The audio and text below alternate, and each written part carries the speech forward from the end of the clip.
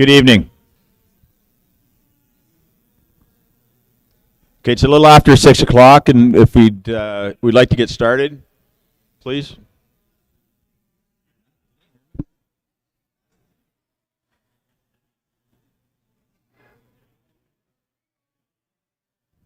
All right, so I'd like to welcome everybody to what is now the third of public sessions for to discuss the findings of the affordability and governance study for Haliburton County. As you are all aware, on October, I do it all the time, August 12th, the report was presented to County Council. At that time, County Council authorized the entering into the second phase of the project, which involves additional public engagement. The public engagement is a very important part of what we're doing with this program going forward. We had a very strong public engagement piece as part of the gathering of information, which in addition to some of the financial information, was used to generate the findings of the study. And to continue that going forward, we're copying that same engagement program into the second phase as well, which is the 4 public sessions we're having now. We had directed outreach sessions to former elected officials from across the county. That took place yesterday. We're having another session on Monday with some identified community leaders from across the county.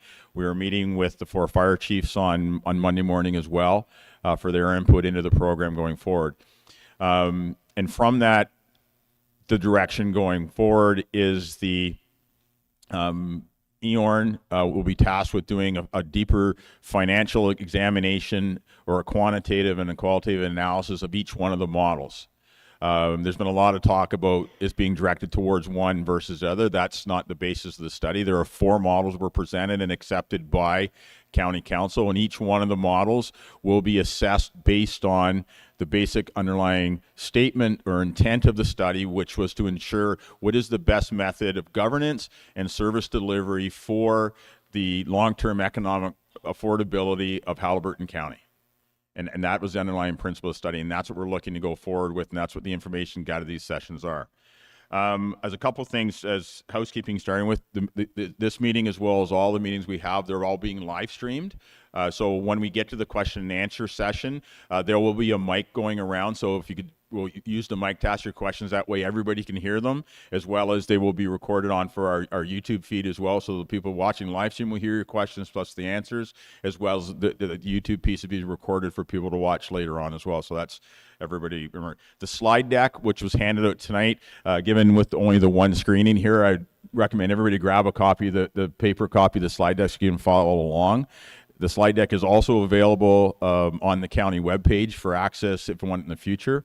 We are also working on to increase the accessibility to the documents we have. As if you've seen the study, it's about 170 pages worth of information. We are working on what we're calling more of a plain language executive summary version of the report that we're hoping to have available next week for the public to have as well. But I'd also identify there is an executive summary within the principal report itself. As I mentioned before, the engagement part's important. We're trying to learn from each one we have going forward, and there have been a number of good ideas that have come out of the first 2 public sessions we have. One was with respect to a session directly set aside for candidates in the upcoming municipal election, and so we've been working on that in the past couple of days. So September 9th at between 6 and 8. It's at the Minden Community Center. Will be a specific session of this nature that will be directed specifically for people that are running in the upcoming municipal election. So more information that will be going out. If you are a registered candidate, you will receive a direct contact from the county, as well as we've created a candidates package that will be provided at that time as well, ahead of the meeting on the 9th. And Jim and Maureen and I will be back at that session as well. As I mentioned before, this engagement is important for us. It's, I think, in the first go-around, I think we had over 20 separate different engagements with the public, and that information was invaluable going forward. And Jim will speak more specifically to the information that came out of the public sessions, but as well as the surveys that were done. And I think they're quite telling as to the direction that the study is going, and was echoed with county council support with us continue on into phase 2 of the study. So with that, I think now from an introduction standpoint, for those that aren't aware, my name is Gary Dyke, and I'm the CAO for the County of Haliburton. And with me is Jim Pine on my far right. Jim Pine is over 43 years in the municipal sector, both as a CAO for the County of Hastings, but also in the urban sector as well, the City of Quinte West, where he was one of the people involved directly with the formation of the City of Quinte West during the amalgamations that happened back in 2000, 99-2000, as well as doing independent work with the province in the healthcare sector as well. Maureen Adams, to my immediate right. Maureen has 20 years experience in the municipal sector as well, with the CAO for the City of Cornwall, as well as CAO for the City of the County of Stormont, Dundas, Glengarry. And I think that's important for both Jim and Maureen, because not only do they have rural experience in the municipal sector, but it's also within Eastern Ontario as well, as within a two-tier county structure as well. So they bring that wealth and knowledge with them. But more importantly, with Maureen, who's with us tonight, is there considerable knowledge within the private sector financial sphere as well. Maureen spent more than 10 years as the treasurer for Nissan Canada, as well as time spent with the Royal Bank of Canada as well. So it brings that nice blend of both private sector and public sector financial expertise going well. Not with us tonight is Jen Stover, who's the retiring CFO for the County of Peterborough, who's been helping Maureen with some of the financial analysis as well. So we have a strong breadth of municipal and specific expertise going forward. So we're going to walk you through the presentation tonight. There will be a Q&A afterwards. So if we can, everybody hold their questions to the end, and we'll make sure we hear everybody before we leave tonight. So with that, I'll turn it over to Jim.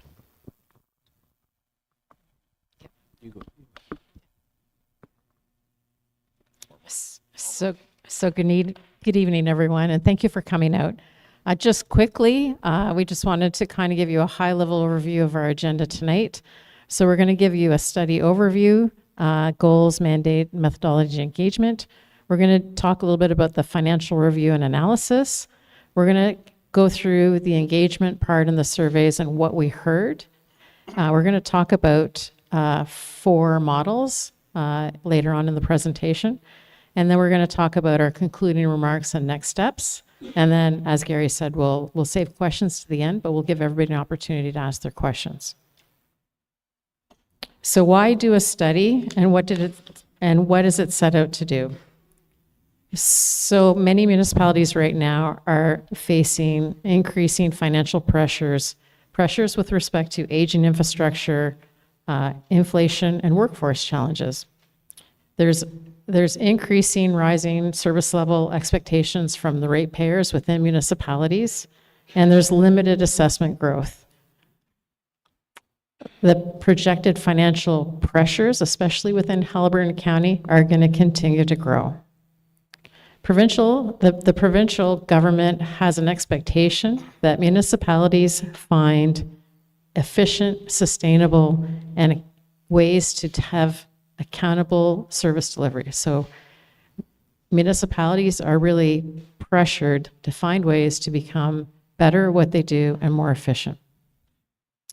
So what did we set out to do? We wanted to clarify the current financial and municipal environment. We wanted to gather feedback from the community, from staff, from elected officials, and we did that through several meetings, as we spoke to, and surveys. We want to examine future pressures, and in our study document that everybody can access online, there's quite a bit of information that also talks about best practices, other examples of other amalgamations, and different governance models that we've seen in other provinces as well as Ontario, and some international.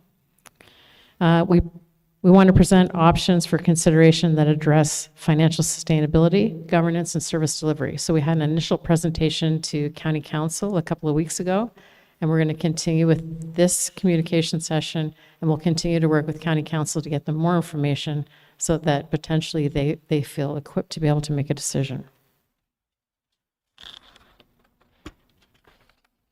So engagement, what did we do? We reviewed what we did is we reviewed municipal finance budgets, asset management plans, reserves, debt, and long-term pressures. We completed, per what Gary said, we had 22 face-to-face sessions. I see many familiar faces again tonight from our previous sessions. We did 8 internal surveys that involved council staff, residents, seasonal residents, and businesses and community leaders. We ran a public survey from June the 8th to July the 5th, drawing 573 responses. Then we factored in, if we factor in staff and elected officials, that number is well over 800. We completed a detailed analysis of the engagement data and financial data, and we reviewed the 2022 service delivery review. We compared, as I indicated, we compared governance models across Ontario, Canada, and some select international jurisdictions. And we built and evaluated 4 models, which we're going to talk about later in the presentation. I think just a little bit of feedback. Okay.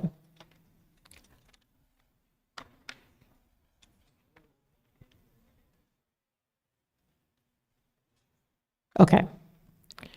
So we're going to provide a little bit of a financial overview. Maybe we can go to the next slide.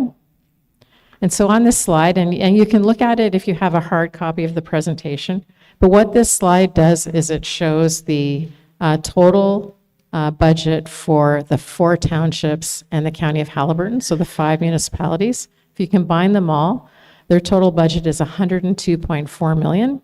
And the levy that they raise from the tax base is $70.6 million.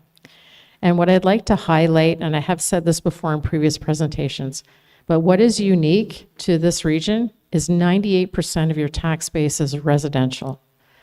If we were to look at other municipalities across Ontario, you typically would see your residential tax base at about 35 to 45% of the assessment.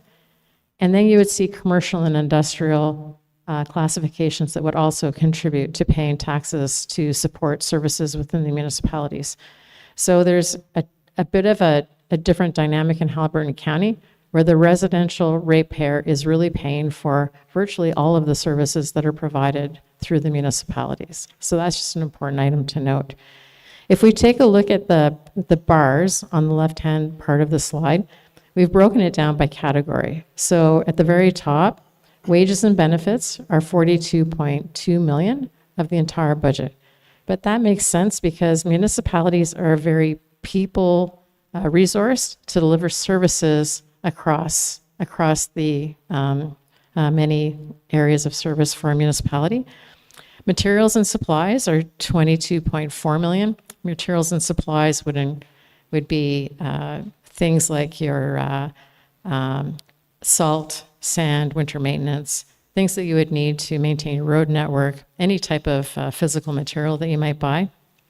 External transfers are $12.6 million. That would include money that's transferred to your health units, OPP. Some of that money might go to the City of Kawartha Lakes for some of the shared services. Transfer to capital water and wastewater, $8.6 million. So I'm going to talk about this again on another slide, but combined across the 5 municipalities, there's only $8.6 million that is spent in this year's budget for capital and infrastructure. And given the vast network that you have, the size of your geographical area, that number might not be the right amount. It potentially should be higher than it currently is. Contracted services, that would be anything you're contracting out that maybe you cannot do in-house. So it could include legal services. It could include certain contracting for engineering services. It would include auditors for your auditing your financial statements. All of that would be in your contracted services. Contribution to reserves was $5.5 million. Debt servicing costs with $3 million. And so across the 4 townships and the County of Haliburton, there's $29 million in debt. So maybe go to the next slide. So on this slide, and maybe, can I get up? I can get up, eh?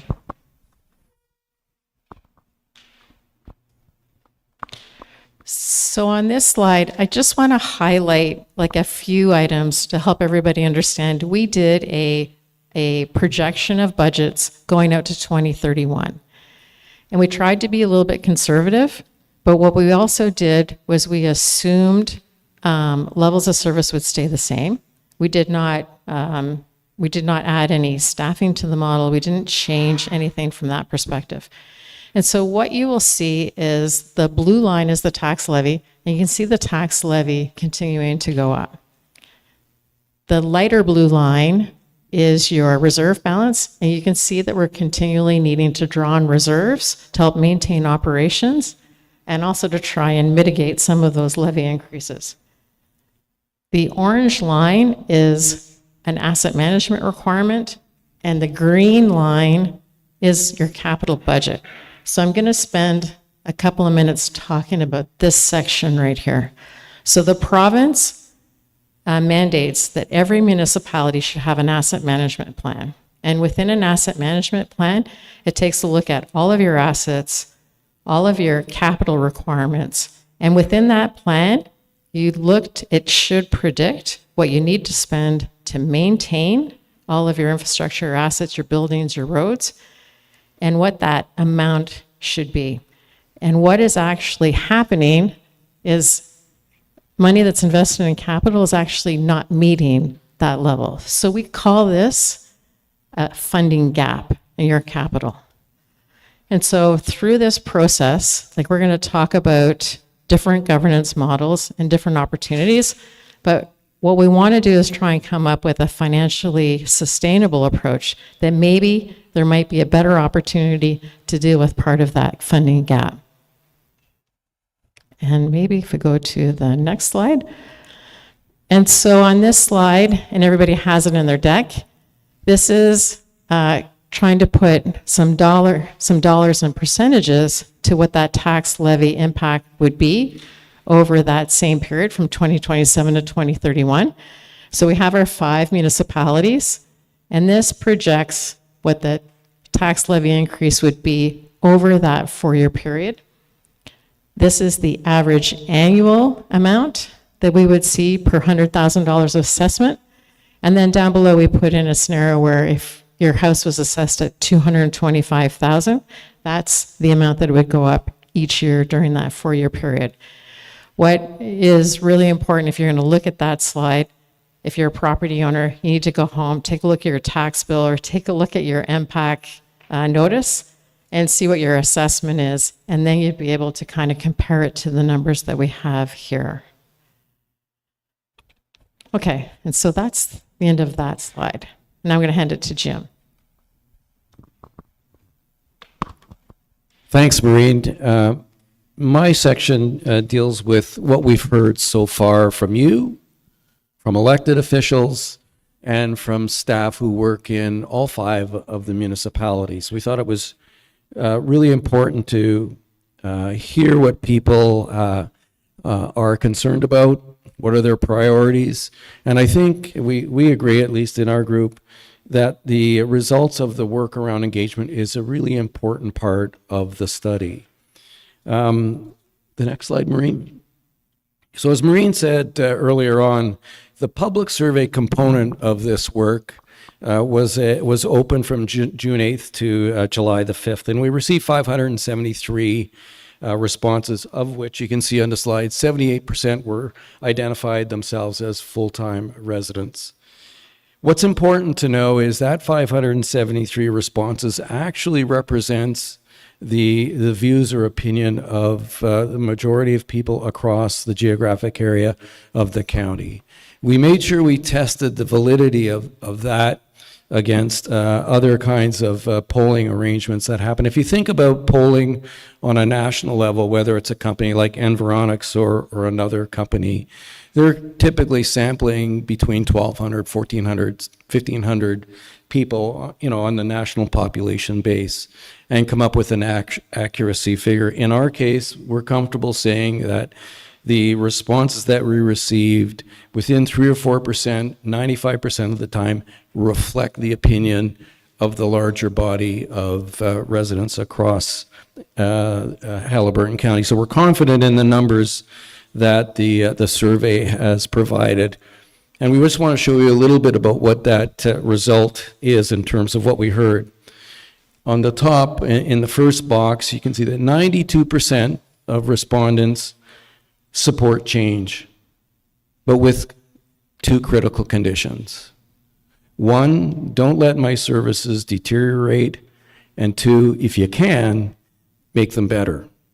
So that sort of basic caveat is we're open to change so long as our services continue, or hopefully you could improve them with a new organizational structure. The second box is around affordability, and that really was the basis of the reason, I think, for the county wanting the study to be done. There was a concern about the tax burden, and Maureen mentioned that in Haliburton County's case, residents shoulder 98% of the tax burden. There's not a lot of commercial or industrial assessment to share the weight of the cost of services. It falls on you as a residential taxpayer. 82% of respondents said that's the number one priority. They're really concerned about the cost of living and what the role that taxes play, and particularly property taxes play in that affordability issue. So it was very important finding to know that that's the number one issue. What we found really interesting as well is that third box is that when we sampled the elected officials from all of the municipalities, the 5 municipalities, there is a large interest, or 97% support for change. What that change looks like is to be determined, but it's optimistically, I think it represents or mirrors in part what the residents are saying. So that's good news. Staff, we were really interested in ensuring that staff had an opportunity to participate in this. They're the ones directly affected in terms of service delivery. And out of about 250 employees, we did receive 142 staff responses. Now, it's not on this screen, but I want to tell you one thing that we've noticed from their responses. They were asked to rate the effectiveness of the current system, the way we're set up for governance here and the way services are delivered.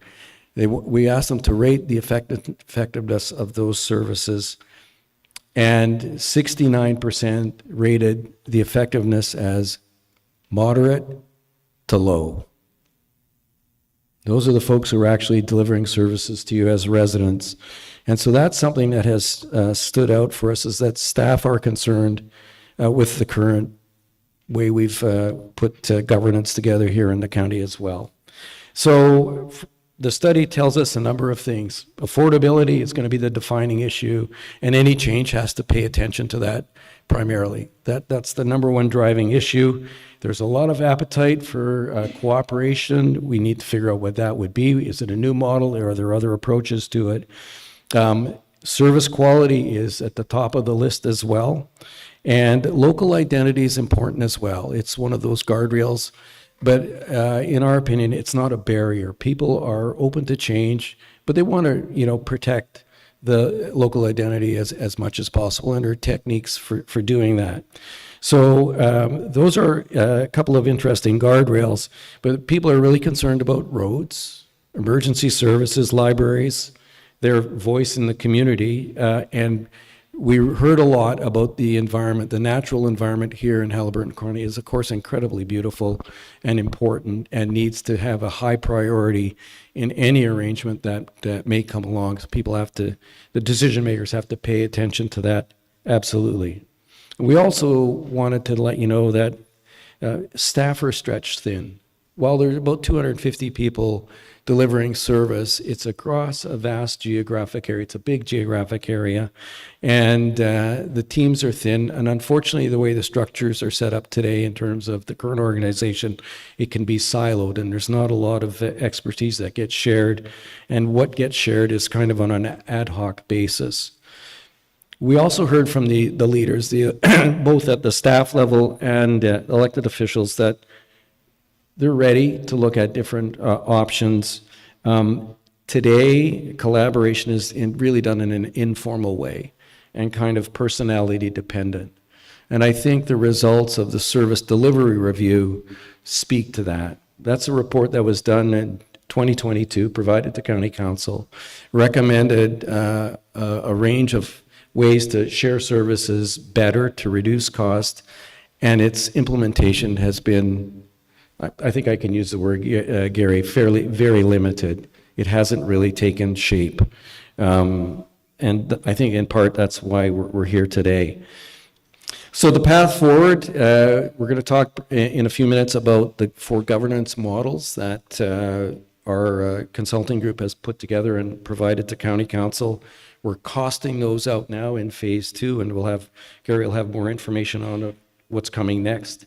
But the bottom line from the study, in our view, is that there is a mandate to explore change from the public. In fact, I think there's an expectation that we will look at, or the officials will look at change, but again, conditional on make sure you're maintaining services or improving them. And of course, that should be the goal of any change, is to make sure that services delivered to you as a resident, to businesses, is either improved or at least maintained. The next slide is just a different way of looking at what I've been saying. Affordability as a priority issue is top of the list. You can see where the others fall. Service delivery, again, at the top as well. Infrastructure investment that Maureen mentioned is lacking, and you need to find a way to invest more in your infrastructure. This building and other things are infrastructure that need attention. And with infrastructure, every year it gets a year older. You can start to predict when things are going to be in need of investment, and there needs to be an amount of money set aside to do that. Staffing, I already mentioned. There was a lot of interest in economic growth. Of course, that's important if you want to share the burden of taxation through commercial, industrial assessment. That helps reduce the burden on the residential property taxpayer. Identity is important, and preserving it. There are techniques for doing that.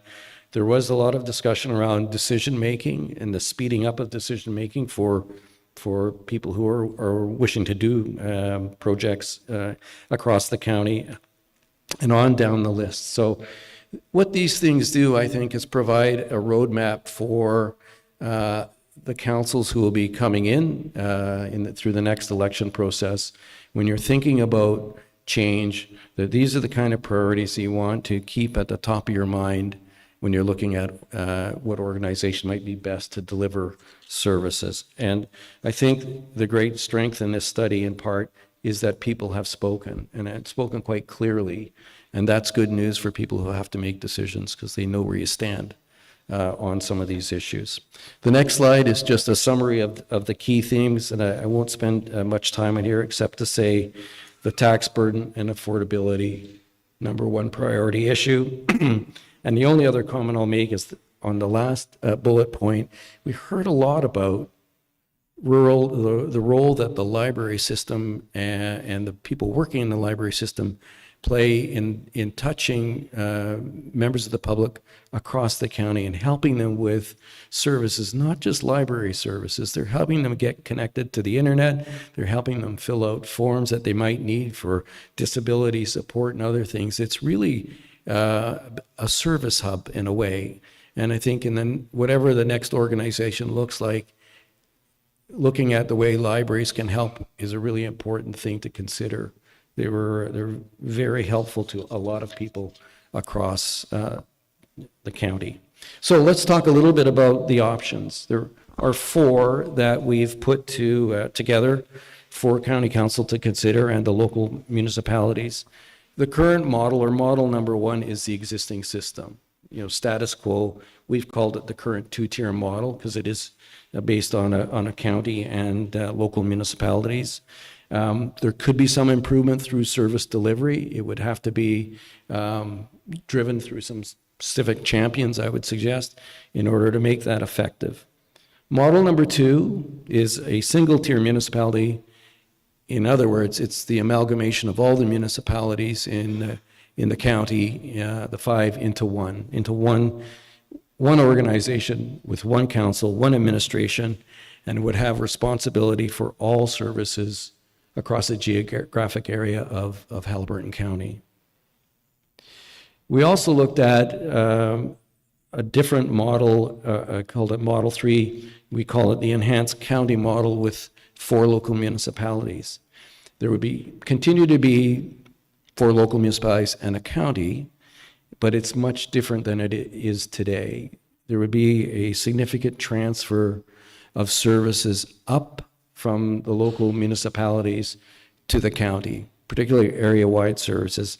And we'll go through that in just a few minutes. I have a chart, and you can see that in the slide deck where we explain what we mean. But it's not just about sharing service, it's about the transfer of services from one to the other, from local municipalities to the county. And Model 4 is a variation on that one, where there's just 2 municipalities now at the local level, and the services are transferred, significant services transferred to the county. And we'll go through these quickly, starting now. So again, in the case of the first model, things are staying the same basically.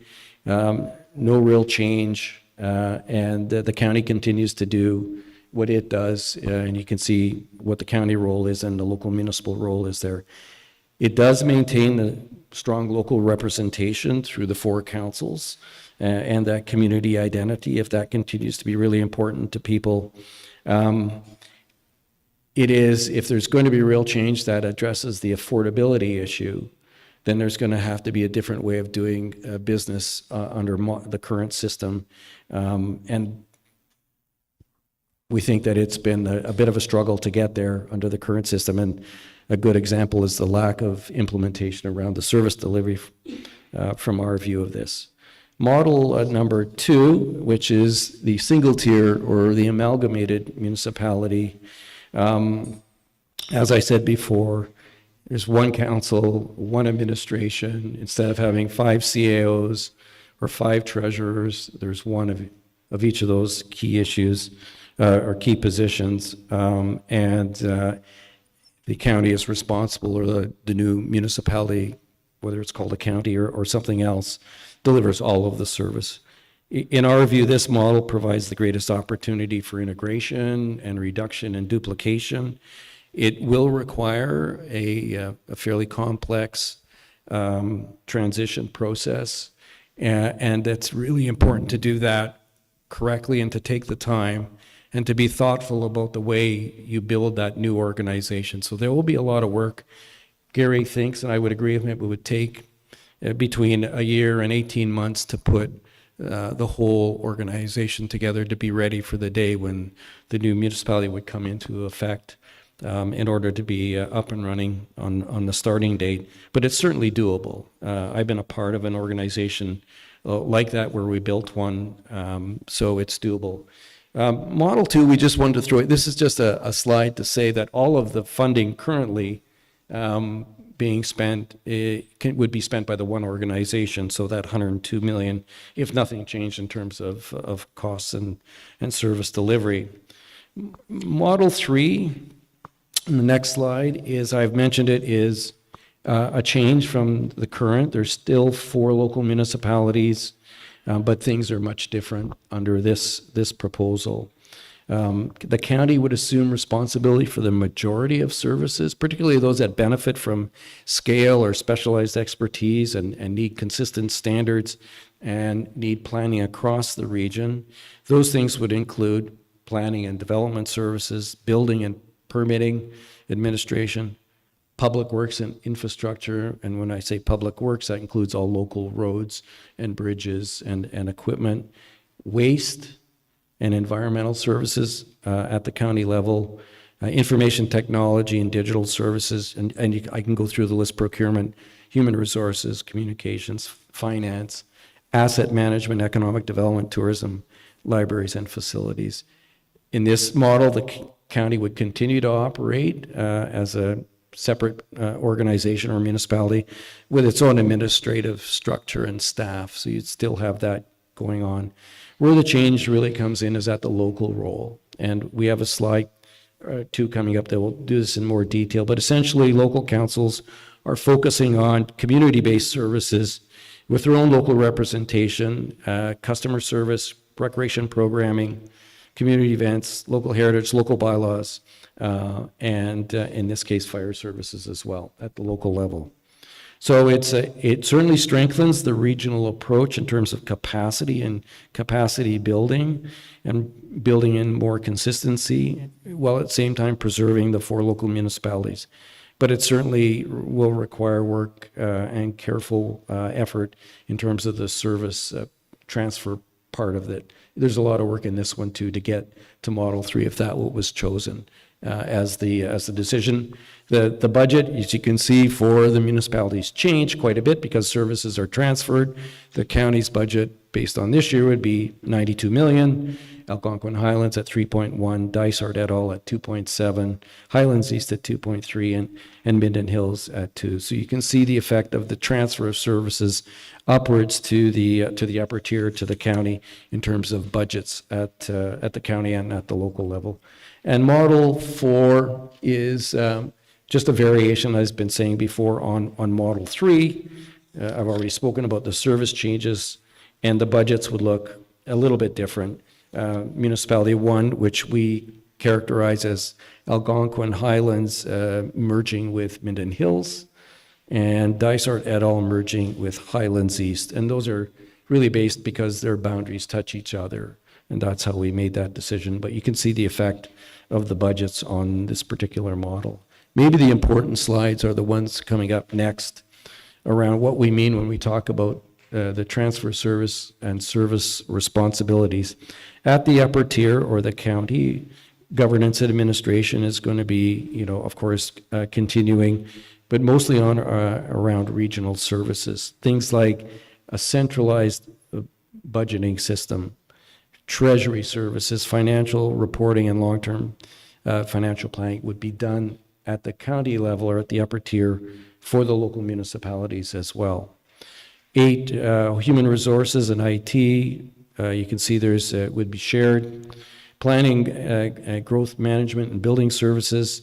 Things like land use planning and development coordination and all building services would be at the county level and down the list. One I would point out is that all facilities like this building would fall under the responsibility of the county to manage and maintain. So arenas, libraries, of course, these kinds of buildings would become the responsibility of the county in this Model 3 or Model 4. Water and wastewater services, which are done locally now, would become part of the county's responsibility. And in the bottom 3 services, you can see they're largely the same as the county's delivering now, with the exception, when you look at emergency services, responsibility for police contracts, the OPP contracts, would move to the county as well.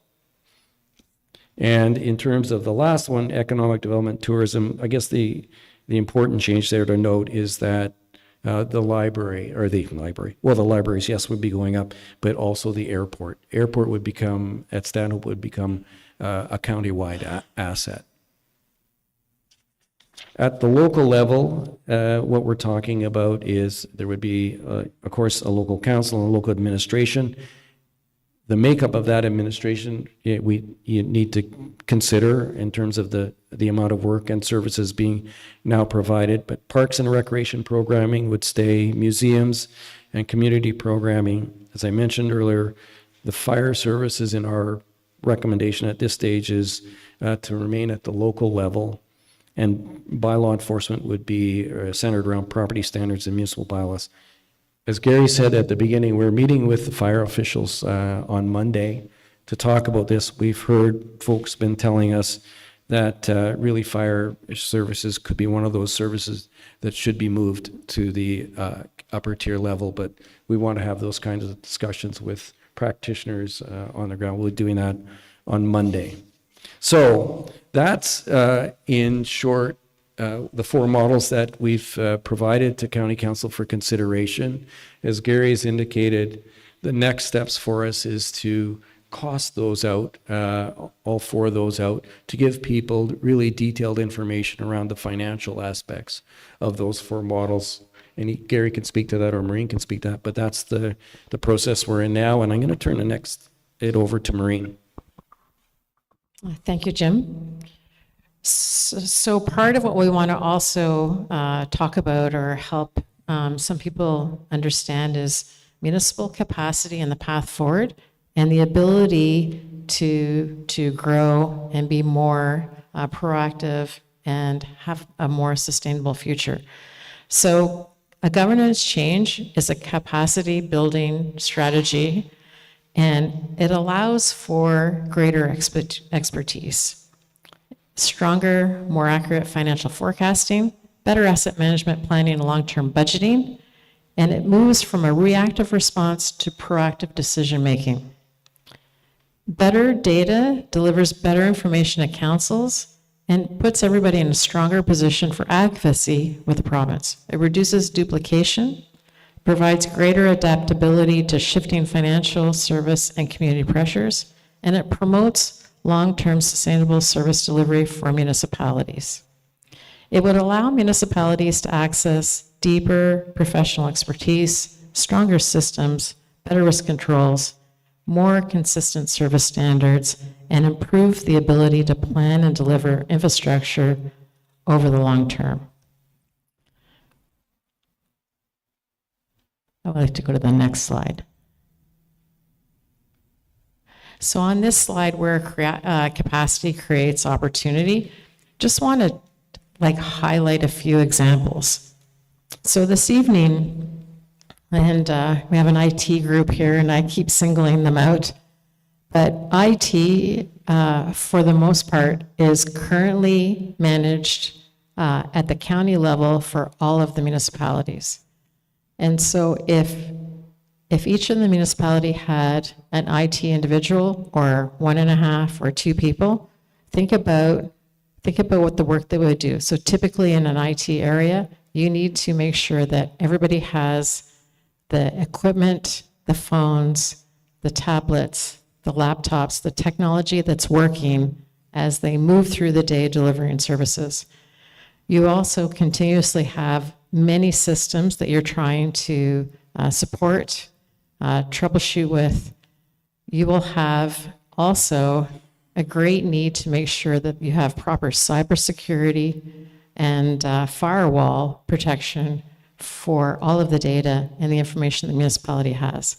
So by bringing information technology departments together into one, you have more resources that can handle all of those facets of that, of information technology.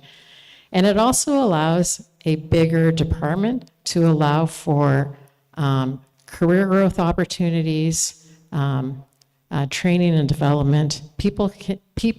Many people in employment areas like to be part of a bigger team where they see there might be opportunities to learn, develop, and maybe expand on what your current career options are. Another example that I'll use because of my finance background is the finance departments, right? So right now across 5 municipalities, you have 5 audits. You have 5 budgets. You have 5 asset management plans. You have 5 areas that are dealing with payroll. You have 4 municipalities that are sending out tax bills and doing the billing and collection. So if you brought more of those resources in-house together under one department, you're going to have a better team to be able to be more efficient in the work that's being done in financial services. So you have one audit, you have one budget, you have maybe one payroll person, but you're going to have people that can back up that payroll person. You're going to have opportunities for people to provide better financial analysis to council. You might be able to have someone that's dedicated to work on some of the components of municipal work that we're not getting to right now. One of the things we also talk about is grant writing opportunities. Imagine if you had a dedicated individual that could handle writing grants through the province. So, and I will tell everybody, many years ago, a lot of opportunities came up for municipalities to get funding, and there was allocations, or there would be a grant process. Now what happens is funding coming from the province, the predictable, stable funding is based on formulas, and it's given to municipalities. But then there's a lot of opportunity for other funding when the province comes out with certain initiatives where they want to support environmental initiatives. They might want to support tourism or economic development. And with those applications, the best application that meets all the criteria will get the successful funding. And so you really do have to have a really good application to benefit from that type of opportunity. And a position like that should likely pay for itself. So it's just an opportunity to be able to look at things a little bit differently. If we look at procurement as an example, purchasing, it would make sense that all of the purchasing is done on a consolidated basis. You would think that the bulk buying would yield likely better pricing, and at the end of the day, maybe some savings overall. Similarly, maybe in transportation and roads and equipment, if you had one transportation department, then you'd have a road maintenance plan that would be consistent throughout the entire area. It would be also maybe effective when we're looking at winter control. Right now, we do know that in certain plow routes, plows will cross municipal boundaries, and then they'll plow goes up, cross the boundary, plow goes down. There's opportunity to maybe look at doing something like that that's better for the road network overall. When you think about equipment that they might have for some of the work that they do in the off season in the summer, sometimes that one piece of unique equipment right now gets contracted out. So municipalities are calling someone to get that equipment, get that operator. But if you have everybody in one area, there might be other savings that will allow for that type of equipment to come in-house. And I guarantee you that if you had a piece of equipment in-house, it is more efficient and more cost-effective than it is going outside to rent it through a contractor. So those are just a few examples of how you could potentially build capacity.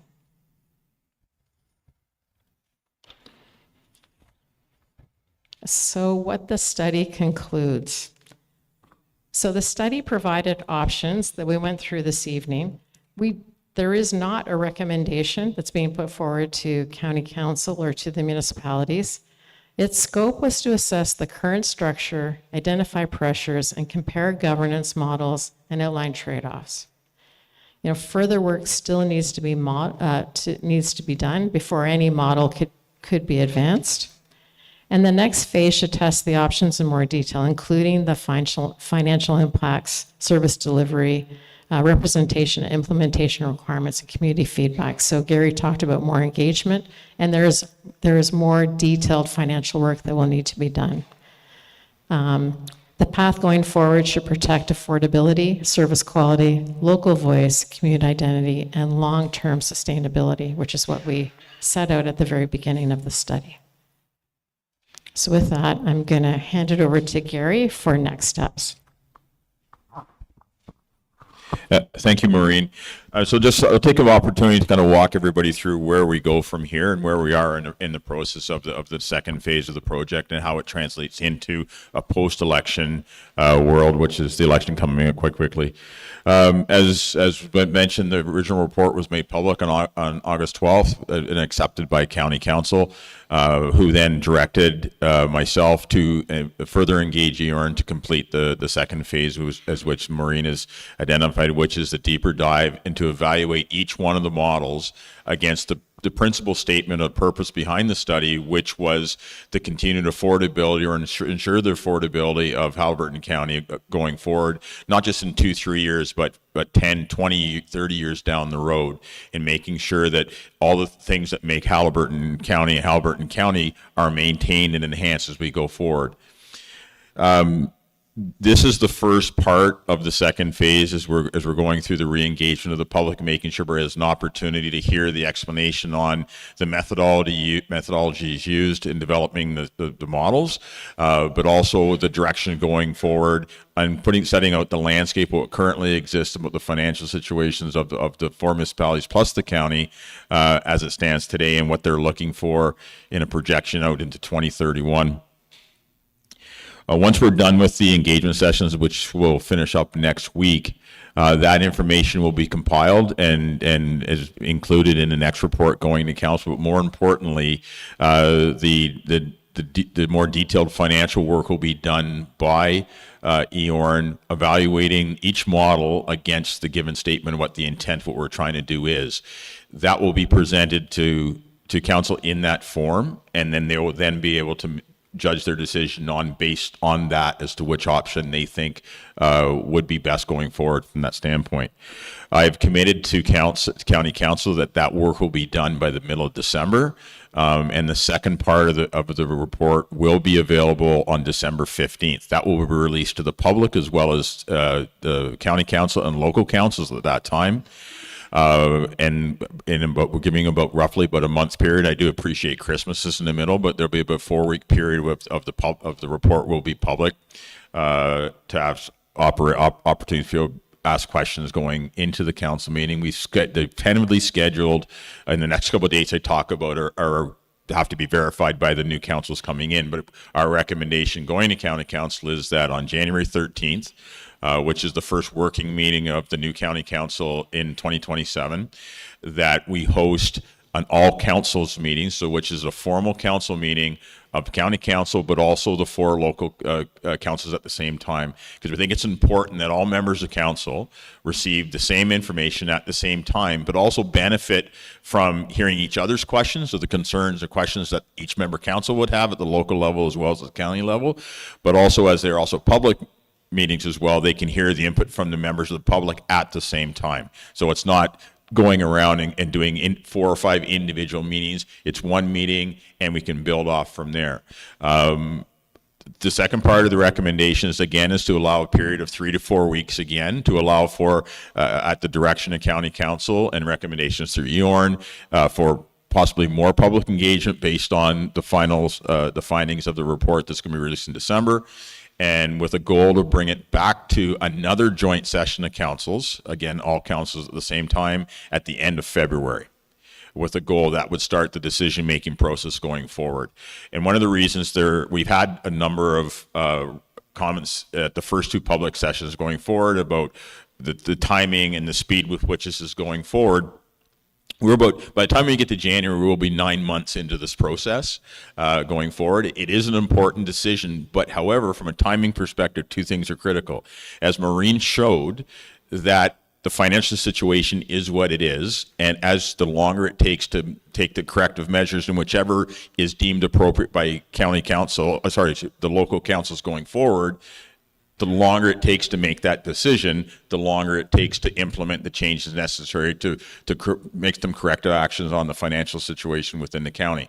And as Jim did mention, if you're getting into some of the more complex ones, be it Model 2 or Model 3, there is a transition time upwards, could be a year, could be longer than a year, depending on the model. So you have to build those pieces in as to when the change would actually become effective, and then lag tail off that. So that's why timing is important. We do appreciate the nature and the seriousness of the decision, but that's the basis of how we've laid out the program. And from that, as we go forward, we will be, as we've said all along, this is a community-based study. That's why we spent so much effort in making sure the community had, across the entire county, has as much access into the process, opportunities to input into the process as we can muster. And we're looking to continue that going forward, even into the decision-making process, and trying to involve the public, even post-decision, into what the final shape of the outcome looks like going forward, so everybody understands, and there's a value statement with respect to the public going forward, and it truly is the community plan that we've designed from the start.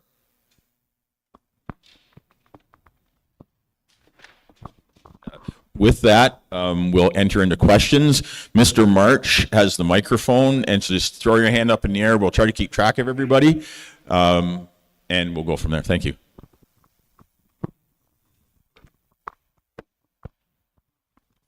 Hi, good evening. I just have a question about Model 1, and I'm sorry I couldn't make it quite at 6 o'clock. So if this content has been covered, I apologize. Where do I find the information of how that current model is financially structured? Where is the information of how the current Model 1 is financially structured? There's a budget page broken down for each of the subsequent models, but there is no budget page for Model 1.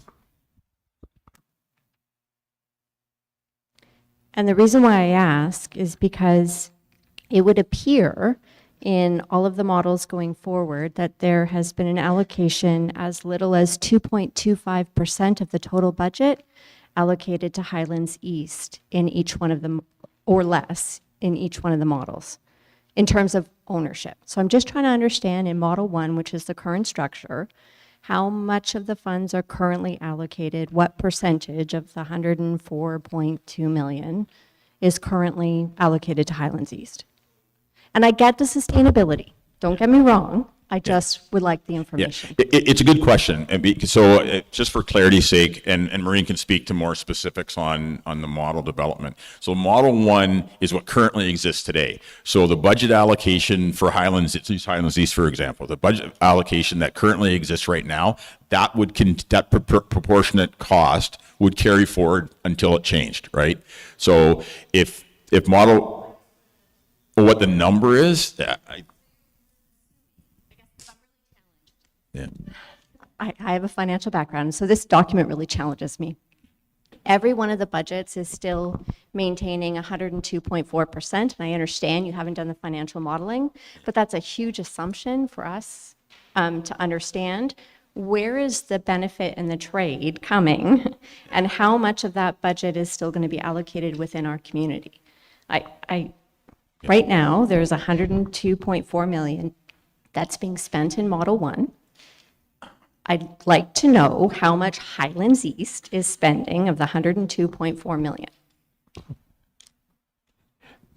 Yeah. So so we'll pull that number. So that information is that would be the general answer. That's the current budget of Highlands East.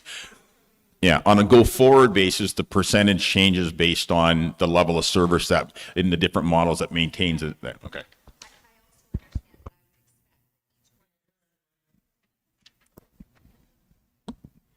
I get it, and I also expect that you'll be able to provide us with insight into what you'll be financially modeling in the next steps, because I have to imagine that Model 2, 3, and 4 would not have a budget of 102.4 million when you are done looking for the redundancies and finding all of the efficiencies. And so then, is that number still that you're putting in this budget allocated to Highlands East, or do those numbers change? I really don't understand how you're putting together models with numbers against certain areas when you haven't actually done the financial modeling for the benefits.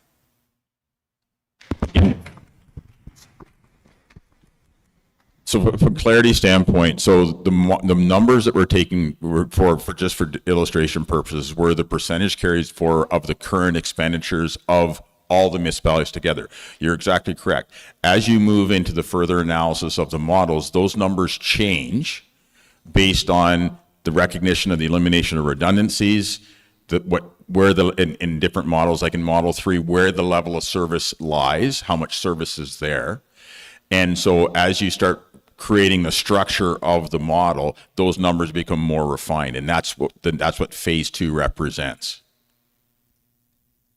It's coming. So, but I think so. I think the general. I get it, but if our council, and I don't know, none of us know, if our council has been fantastic in their negotiations, and we have the most efficient municipality compared to another municipality who has inefficient contracts, how do we still secure our same percentage of funding and make sure that, or dollars of funding needed to keep the services in our area current, and then start benefiting from efficiencies? Like, I'm not understanding the financial picture.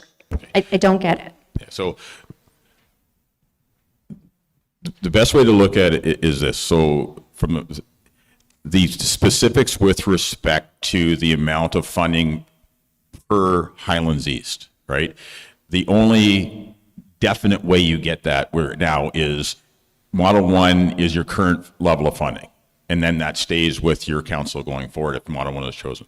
In Model 2, which is a single tier operations, then it's now broken down as to the funding becomes the prioritization within that model based on, as decisions of council, of which representatives from Highlands East would be part of that decision-making process, and those numbers would change based on what that structure looks like. Model 3, same principle again, of Highlands East would still exist with a reduced level of servicing based on transfer of service to the upper tier, and then that funding would be based on those as well. And so I think the general question you're asking comes out of this phase of the study, which starts putting the numbers to what the cost of those models are, and then from a process standpoint, how the services are delivered.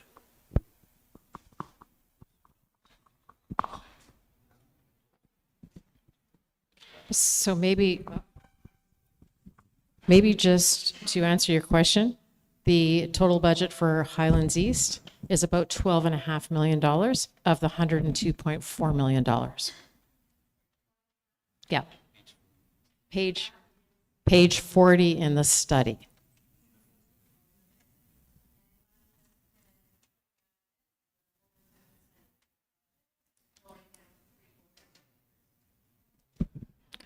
No, it depends on the model, right? And it depends on where the services are going.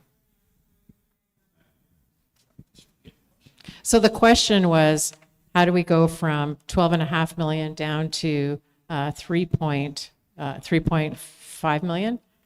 And it's based on services that are being transferred to the county for delivery, and the cost of those services would go to the county. That all services are still provided at the current level. The assumption is maintaining or improving levels of service. One thing I do want to caution everybody, the study is not committing to savings. What the study is doing is the study is committing to be able to build a bit of capacity and also prevent, when we showed the tax levy increase, try to prevent that from going at that level, right? And to look at being able to improve the gap, your infrastructure gap, and what you should be funding to maintain your infrastructure.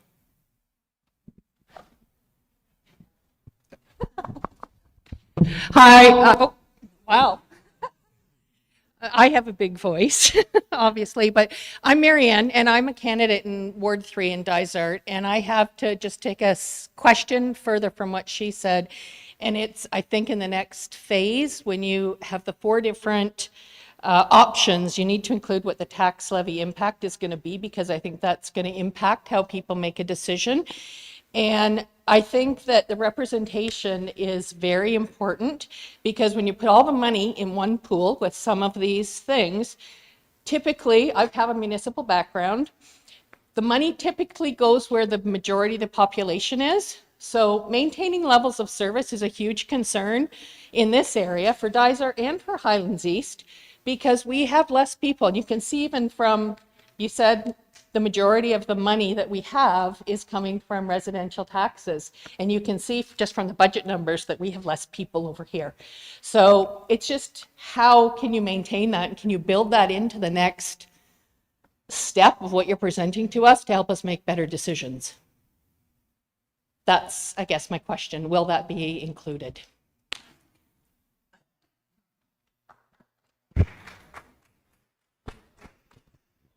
So I think we want to continue to emphasize, we want to maintain levels of service. And so we do recognize in this region of Haliburton County overall, there is a fairly big geographical area. And so there are some far-reaching corners. But the intent of the study and maintaining levels of service is to maintain that. So I think people would like to be able to see, though, what the impact that would have Right. with the different models with their taxes and the staffing models of what that's going to look like. Because we, I think as a group, we don't want to see our staffing getting cut, even though there are efficiencies and we can be smarter with the way that we do things. We want to make our decisions, I guess, better informed so that we know what we're actually deciding upon. Right, and I think part of what the study will do is it will also demonstrate that there might be some changes in what people do, but it builds capacity for people to do things that currently are not getting done.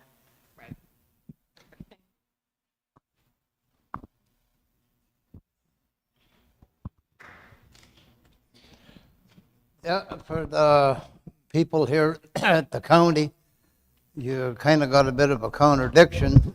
You're wanting to cut staff and all this sort of thing. Then in your study here, you're saying that you interviewed the staff and they said that they're already overworked.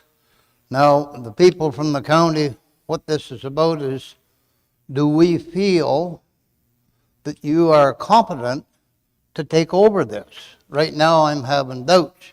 You're talking about good ideas where we should all get together to buy salt to help cutting costs. Why aren't you doing that now?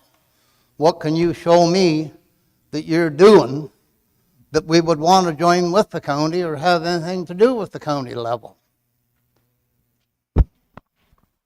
So I think your point's well taken, but I think the thing from our standpoint, it's not about whether or not things aren't being done well, right? It's about, can we afford to continue to do them which way they're currently being done, right?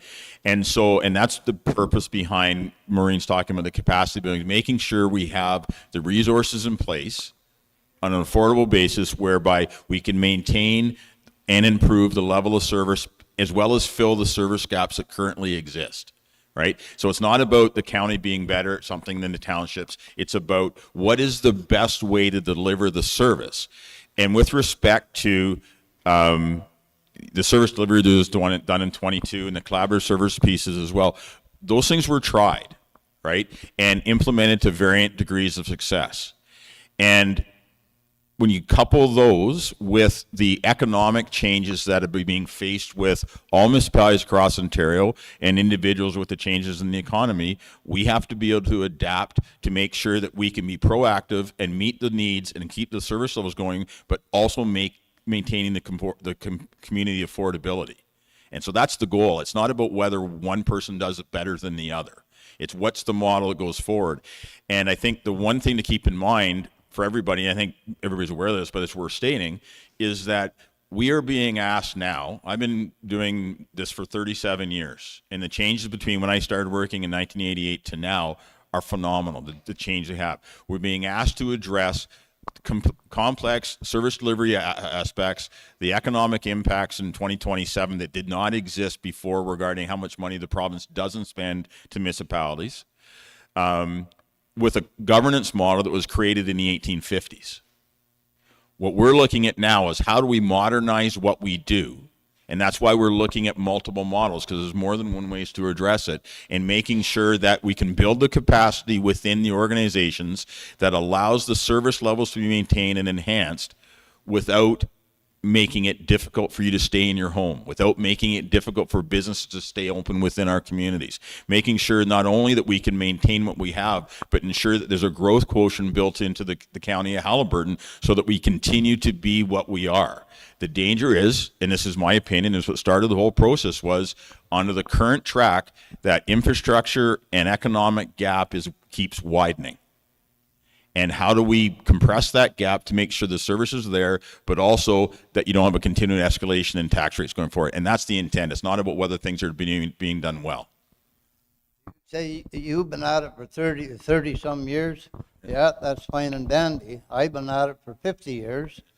And there was a time whenever I went to the local township with a drawing, went in, talked to the building inspector, reviewed the plans, and I walked out with a building permit.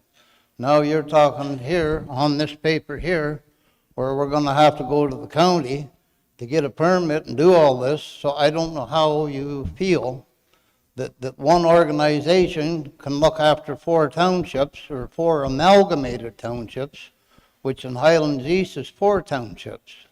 So like there's a lot of confusion here on what you're saying you want to do and how you're going to do it. Like, I can't see how one person is going to replace 5. So thank you. I don't think that we're saying one person is going to replace 5, and we're not also saying that people will have to go to the county to, potentially get their building permit. You can operate as one municipality and have employees spend time across the area in different offices, right? And we see this model in other counties, similar to where I came from, SD&G. We were not quite as big as Haliburton County, but pretty close. But we would have some of our planning staff go into those far-reaching corners so many days a week and make appointments to meet people out in the area. So it doesn't necessarily mean everything is going to go to one office or one location. That'll have to be something that gets looked at through this process, but it doesn't mean you can't still operate as, potentially one team under one municipality. Well, like I said, there's a lot of doubt in it here right now as far as I'm concerned. Like you're talking about good ideas like saving money and working together and so on, but nobody's doing nothing there now. Like, what have you got to offer me? What have you done that you're going to make it better for me? That's what I want to know. Right, and that's what we're going to come back with more financial information to demonstrate that. Okay.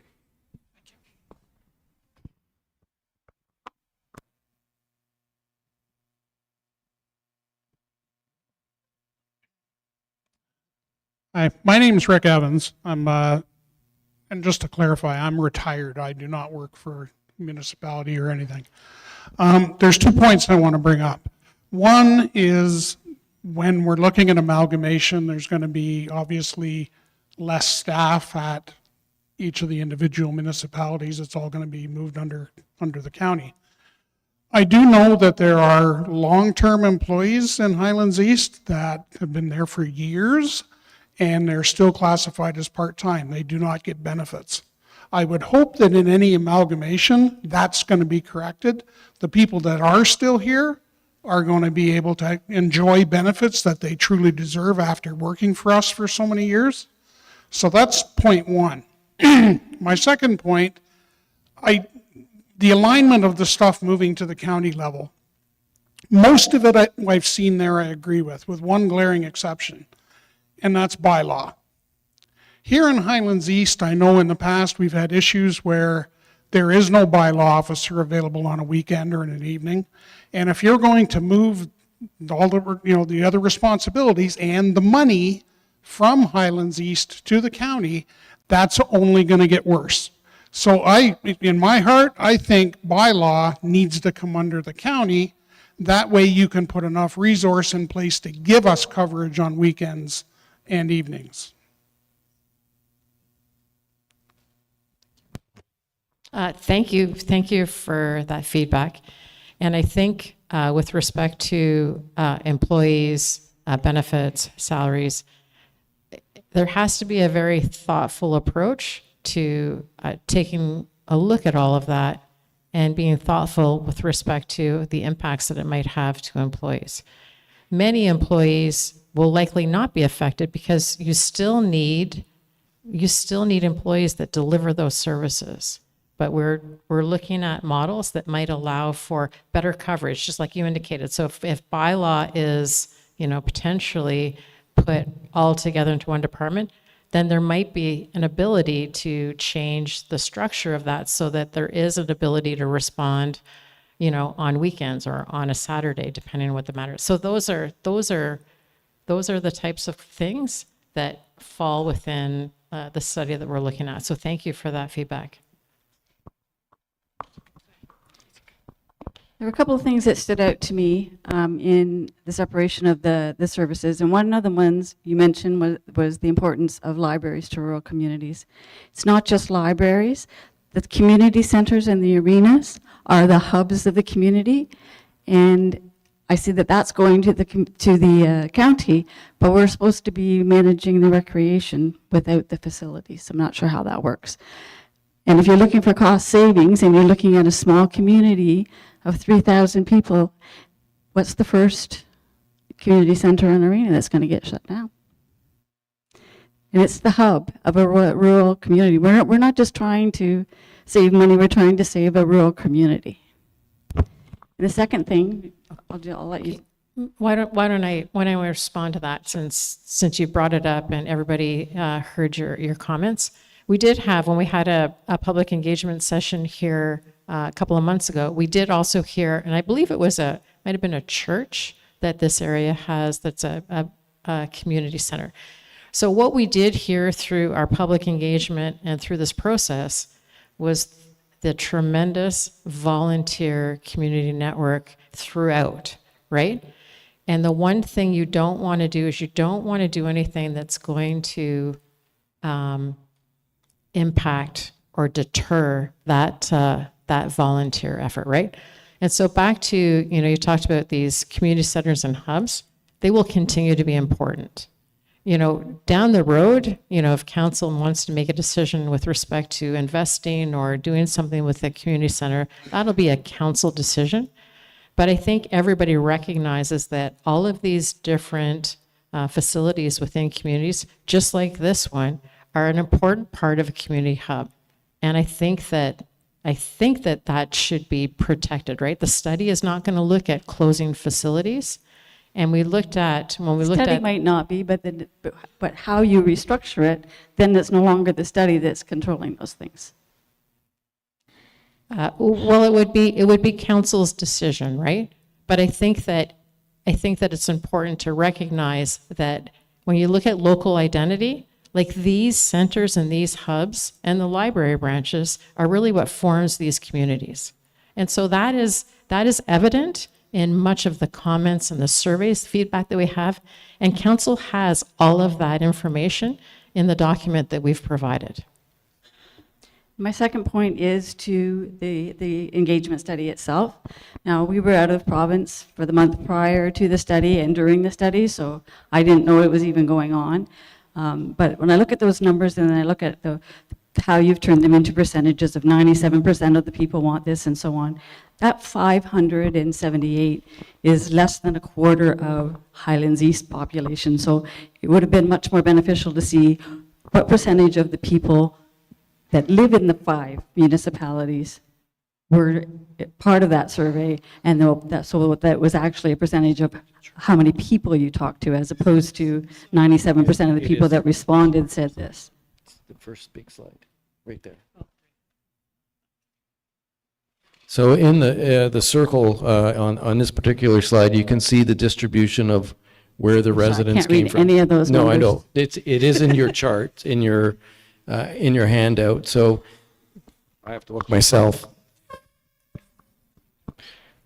But what I said earlier about the number of respondents, it represents 95% of the time, plus or minus 3%, the views of the broader community as well. That's the scientific nature of the survey. So in the case of respondents, 37% of the respondents of that 573 were from Dysart at all, 16% from Algonquin Highlands, 28.4% from Minden Hills, and 18.2% from Highlands. That was the distribution of the respondents to the survey. So how many people do we have that live in the 5 counties?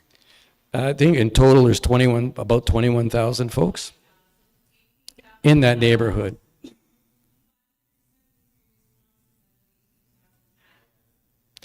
So it's not a very high percentage at all. Well, what I think I say, and hopefully you have confidence, is that the survey results, the number of survey respondents is representative 95% of the time about the views that are expressed in the survey from those respondents. That's how polling works. And in this case, we feel confident that those numbers are accurate when we say 92% of the respondents are, the first concern is around change, or they're open for change so long as you maintain your services or improvement. And 82% of the respondents were concerned about affordability, the tax burden. And we're confident those numbers represent the broader community across the whole of the county, given the nature of the polling that was the way it was done.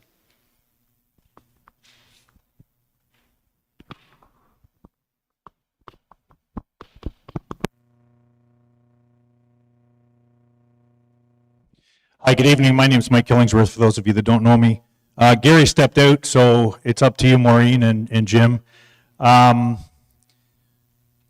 alluded to this in his closing remarks tonight and in other forums that I've seen. But my question, and the question I'm getting from a lot of people, is why such an aggressive timeline? A lot of the heavy lifting's been done by the current councils. I get that. We're going through the transition into a new elected council. They're going to be merely 3 months into their new term and still getting acquainted with their new roles. And if you can share with us, maybe you can't, but I know how things work behind closed doors in politics. How much of this is being provincially driven? I just find, a year, or approximately a year for this type of study and recommendations to be highly aggressive. I apologize for missing the first part of your question, but I think I caught the intent of it. So for a couple things. So first off, this isn't being driven by the province. All right, there's the commentary around, and I appreciate you probably didn't mean it this way. Like there's nothing occurring behind closed doors with respect to what's going on. This started, and I should have mentioned this at the start of the introductory, is back in the fall of 2025 as we're preparing the budgets going forward. As I mentioned how long I've been doing this, and I just was speaking internally with our staff and the county staff, and I was speaking with county council, is how difficult the last 2 budget cycles have been to maintain our level of service within a reasonable tax rate increase. And we started to look at information around what the affordability factor was for the municipality, because we're like any other business operation around. As we function with respect to, we have revenue streams and we have expenditure streams, and they are diverging, as well as we have a significant level of capital expenditures that we are responsible for. And as I'll speak directly to the county because I'm very familiar with those numbers, we currently have $19 million worth of obligations over the next 9 years that we don't have money for. The bulk of which are bridges and large culverts, where our reserves are almost zero in that area. So looking at those numbers and forecasting out those cost increases, as well as inflationary factors being generated by the disaster that's becoming the world economy over the last number of years, and also looking at our obligations and things like social services and supporting our vulnerable sector communities, those are increasing, and this is I think we get a pretty decent level of social services support through our contract with the City of Kawartha Lakes. But those services, based on the funding model from the province, they've been increasing at the 20% rate year over year for the past 3 years, with 1 year being in the 40% rates. With respect to our housing portfolio, the new housing portfolio being put together by Kawartha Lakes, our obligation could be upwards of $30 million over the next 10 years. That's money we currently don't have. So you start factoring all these things in. I'm just talking about the county budget. I'm not talking about the local budgets, right? The questions are running through my head as to what's the affordability going forward? Because as we're trying to go forward with the county, I'm not planning for 2028. I'm not planning for 2027. I'm planning into 2037, 2035, 2030. And how do we get there with a sustainable tax rate increase that doesn't increase unattainable cost to the ratepayers? That's how it started. And that's why we're here today. And that's why my comment before, but it's not about how well we're doing stuff. It's we need to modernize and keep up with the complexities being put upon us. And to one of the points Maureen was making, that's where the capacity building is so important. So if we can find areas where there is savings through redundancies, modernization of operations, where we can take the same pool of money and reinvest it to identify the gaps or deal with the gaps of service delivery, we're not having to go back to the ratepayer for additional money. And so we start flattening the curve on the tax. So that's the impetus behind it. It had nothing to do with the province. It had nothing to do with the background. There's a lot of stuff going on at the province, at the municipal level. That isn't what drove this process. We have been in discussions with the province around the need for greater support at the municipal level, because there's a number of functionalities that happen in Ontario that we're forced to pay for that don't exist in the rest of the country. housing, social services, healthcare. Only in Ontario are they municipal responsibilities. And so in conversations with the province around that additional support, we thought, and county council supported this aspect, we need to get our own house in order first before we're going to start going to the province saying we need more. And that's the impetus of where we're at now, and that's how we're getting to, and that's where the models come from, and that's why we didn't put a recommendation on the models, because now it's up to the community and it's up to councils to decide which level of change best meets the needs to go forward. So that's long answer to your question, but that's where the study came from. So let me reframe it. Let me reframe it a little bit. So what happens at the end of the day after all the consultations and the community engagement that's going on? I mean, the municipalities and the councils can't find any kind of consensus. I mean, what's the maybe this is an unfair question, but I've been asked lots of unfair questions. What's the likelihood that the province, you know, if we're not going to meet their financial and strategic goals, they just impose a model on us? Is there any history of that in the province? I mean, we know that they interject into municipal politics. I lived through it in 2019 in Markham with the governance review. One day we were being amalgamated, the next month we weren't. So, I mean, in your professional opinion, what do you think the likelihood of that is if we don't come to a consensus? From my perspective, I'll speak directly to where it's been going right now. The province has not made any statement about they're going to intercede in what's going on in our process, but I can't predict what they're going to do. But it's always better to control your own destiny, right? But all that aside, if the fundamental goal we're trying to do is to keep our community affordable, that should what we strive towards. With respect to, at the end of the day, the best we can do is provide the best level of information we can to our elected officials to make a decision. And that's where we're at right now. I know Jim has some more comments with respect to previous amalgamations. Thanks, Gary. Actually, what I wanted to say, I'm not so much worried about the province. I'm more worried about the taxpayer right now. This is what the future looks like in terms of levy increases or raises in your property taxes based on our forecast, which is very conservative. We haven't inflated these numbers at all. This is the growth in the tax rate. This is the decline in contributions to reserves that support capital. What's been happening over the last number of years is the municipalities have had to use capital money that they've had in their reserves to try and hold down the property tax rate. You can't do that forever. When this line gets down to zero, the only solution is higher property taxes. This is the concern I have. This is 5 years out. You've got time to try and change this curve. That's why I think time's important. If you're not concerned about that, then you've got time. But when I look at this in the simple fashion is, where do you want your property taxes to go? You want them to be used in the best way possible, obviously, and that's part of what we're doing to say, can we do it a little bit differently here from what we're already being taxed on? But what you want to stop is this. If that's not the concern, then you don't have a problem here in Haliburton County. People will just pay more, to be blunt. But I don't think that's what we heard. What we heard in the survey, that's why I think it's so important, is people said, 82% said, we are really concerned about affordability, and that affordability is affected by the property tax burden. So if you want this to come down, you got to make change.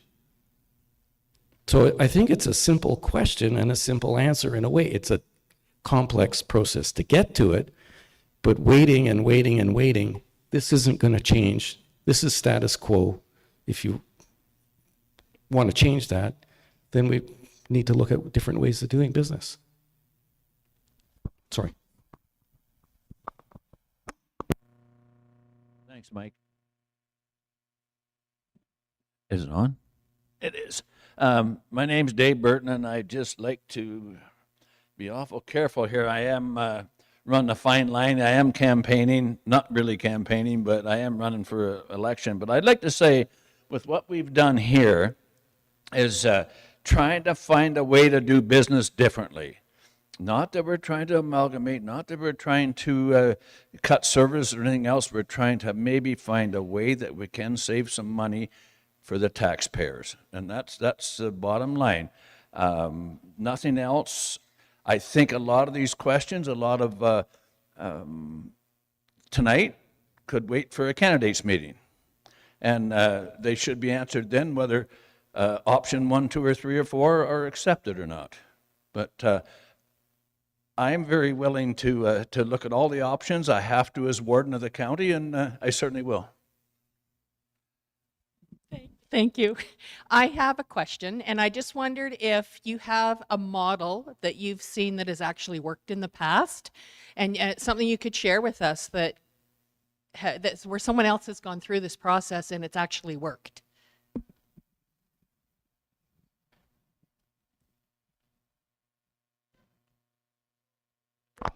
Sorry, as Gary had mentioned, I was the CAO for the city of Quinte West. I was the first CAO for the city of Quinte West and was involved in the restructuring of those 4 municipalities. Back in 1995, the city of Trenton, the township of Sydney, the village of Frankfurt, and the township of Murray got together. And there had been a lot of discussions going on about change. And the 4 communities decided that what we were doing individually, we could see where we were going. We could see that.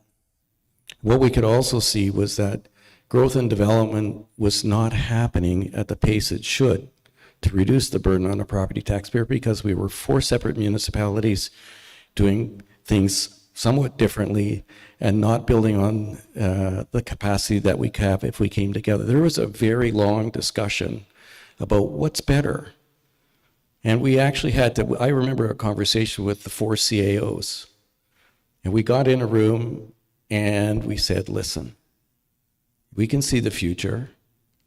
If we don't change, the 4 of us don't change and start supporting something different, we're just going to perpetuate what's going. We knew in Sydney Township we couldn't grow. We didn't have water. We didn't have sewer. City of Trenton had those services. Village of Frankfurt had those services. Murray Township had land. And we started to think, well, what could we do together that would be better? And I think, I mean, I'm biased, obviously, but we came together and created the single-tier municipality. It's about 50,000 people now. If you drive down through Old Trenton or Sydney, you see what's going on down there. But it's because we put our best attributes together, if I can put it that way. And it took time. The politics took a lot of time. Many elections where people, wondered about whether what was right, what was wrong. But what you could see going on around it was the change. So I've been through it. It's not easy, but I can tell you it can be done. The thing I like about this here in Haliburton County is that the conversations that are going on, like tonight, is how you really build something together, not when somebody tells you you should do something different. Or you can make the changes I just said to continue with the way you're doing it. We made sure we were really focused on preserving those things like in Sydney Township that were important to people, the community neighborhoods. And they spent a lot of time and money on making sure that people recognized that the communities were still there and supported them, as did we did it in Trenton, we did it in Murray. It's the only amalgamation that I'm aware of in the province of Ontario in the last 50 years where we had the cross-county boundary lines. Northumberland, Murray Township was in Northumberland. And it took about 18 months to put it all together, but it was a conscious decision to come together because we looked at the future. And we said, we can stay the same, but it's going to be the same going forward. How are we going to reduce the burden on a property taxpayer if we can't attract business? Because we don't have an industrial park that can be serviced, or we don't have land for housing that can be serviced. And we can't do it on our own. Sydney Township built a $25 million water plant on its own. That's the best we could ever do. We couldn't build a sewage plant. So we could really not, sort of incent growth, new homes, those sorts of things. So I've lived it. It's not easy. But if you want change, There are ways to do it, and pick the model that's going to be the best for you in terms of, as Gary said, you have to look out into the future. Quinte West is now almost 30 years that since it came into its existence. And over the years, you can just see the change and what the capacity that they've been able to develop in order to do new things, build new facilities, build arenas, build big public works yards, improve fire halls, all of those things, because you get capacity and you can attract growth and development. So for me, I look at that and I just say, boy, thank goodness you're talking about it now. Because this is the future if you do nothing. And if that's okay, that's okay. But I think at least now you're talking about it, and hopefully the councils will find a way to look at change. I think you need to do some change, and whatever the right model is, you'll pick it. But the good news is you're all here tonight, you're all interested, and congratulations for doing that. It's not easy, but sorry, that was a soapbox. I'll sit down. I don't have a very good voice tonight, I'm sorry, but I have sort of a two-part question. With the 4 models, I feel like one was completely missed, and that was the minimization of the county and the municipalities reabsorbing the roads, the services, the money, the employees. Why was that not looked at?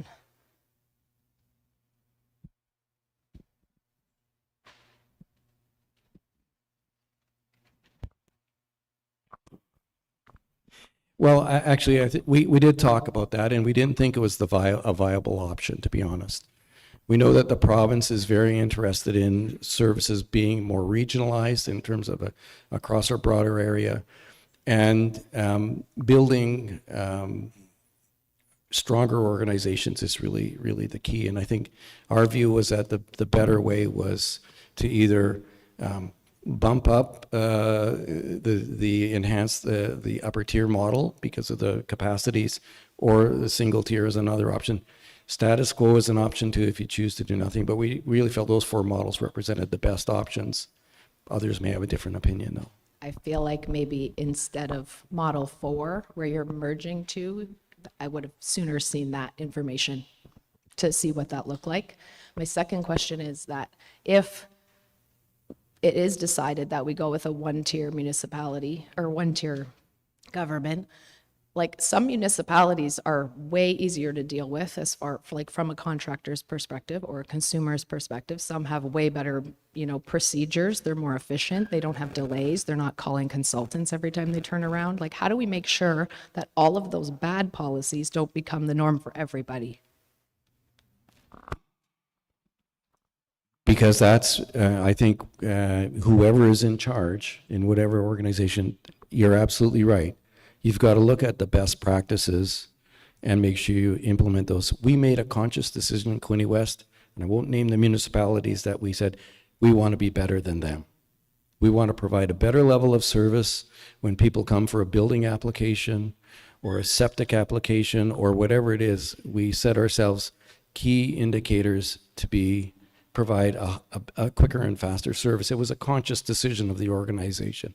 I remember the first day of the city of Quinte West when it came into effect. I had all of my staff, about just under 200 staff at the time, in a room, and I said to my staff, we are the ones that are going to make this successful. We are the ones, the staff, that deliver the services.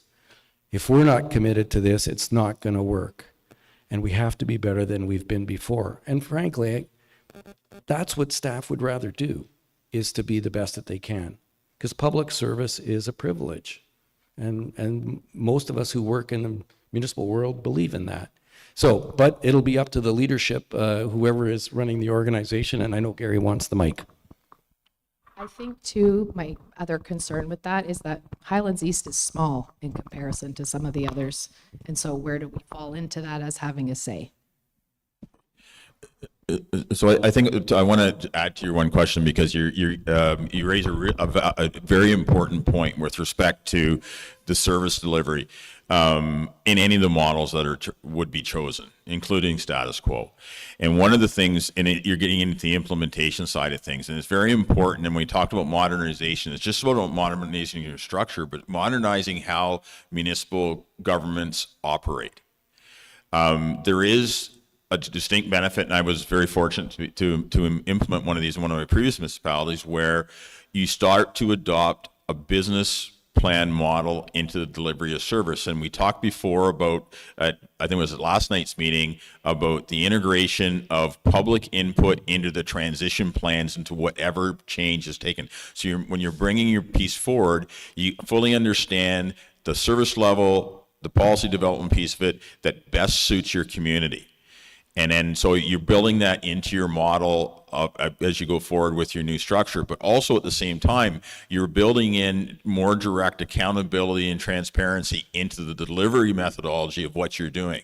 And so that you're creating your key performance indicators, your reporting mechanisms by which people like myself or whomever is in charge of in running the municipality administratively understands what their responsibility is and what goals must be achieved on an annual basis going forward, and that is directly reported out in a very quantitative measure, so you're actually measured on your performance.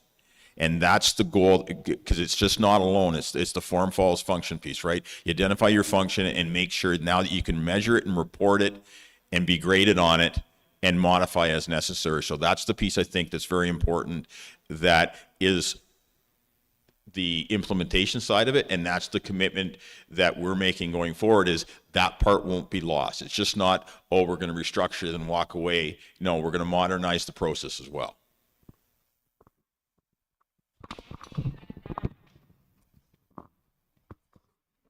You can. But again, with the underlying principle being the affordability side of it, they go hand in hand.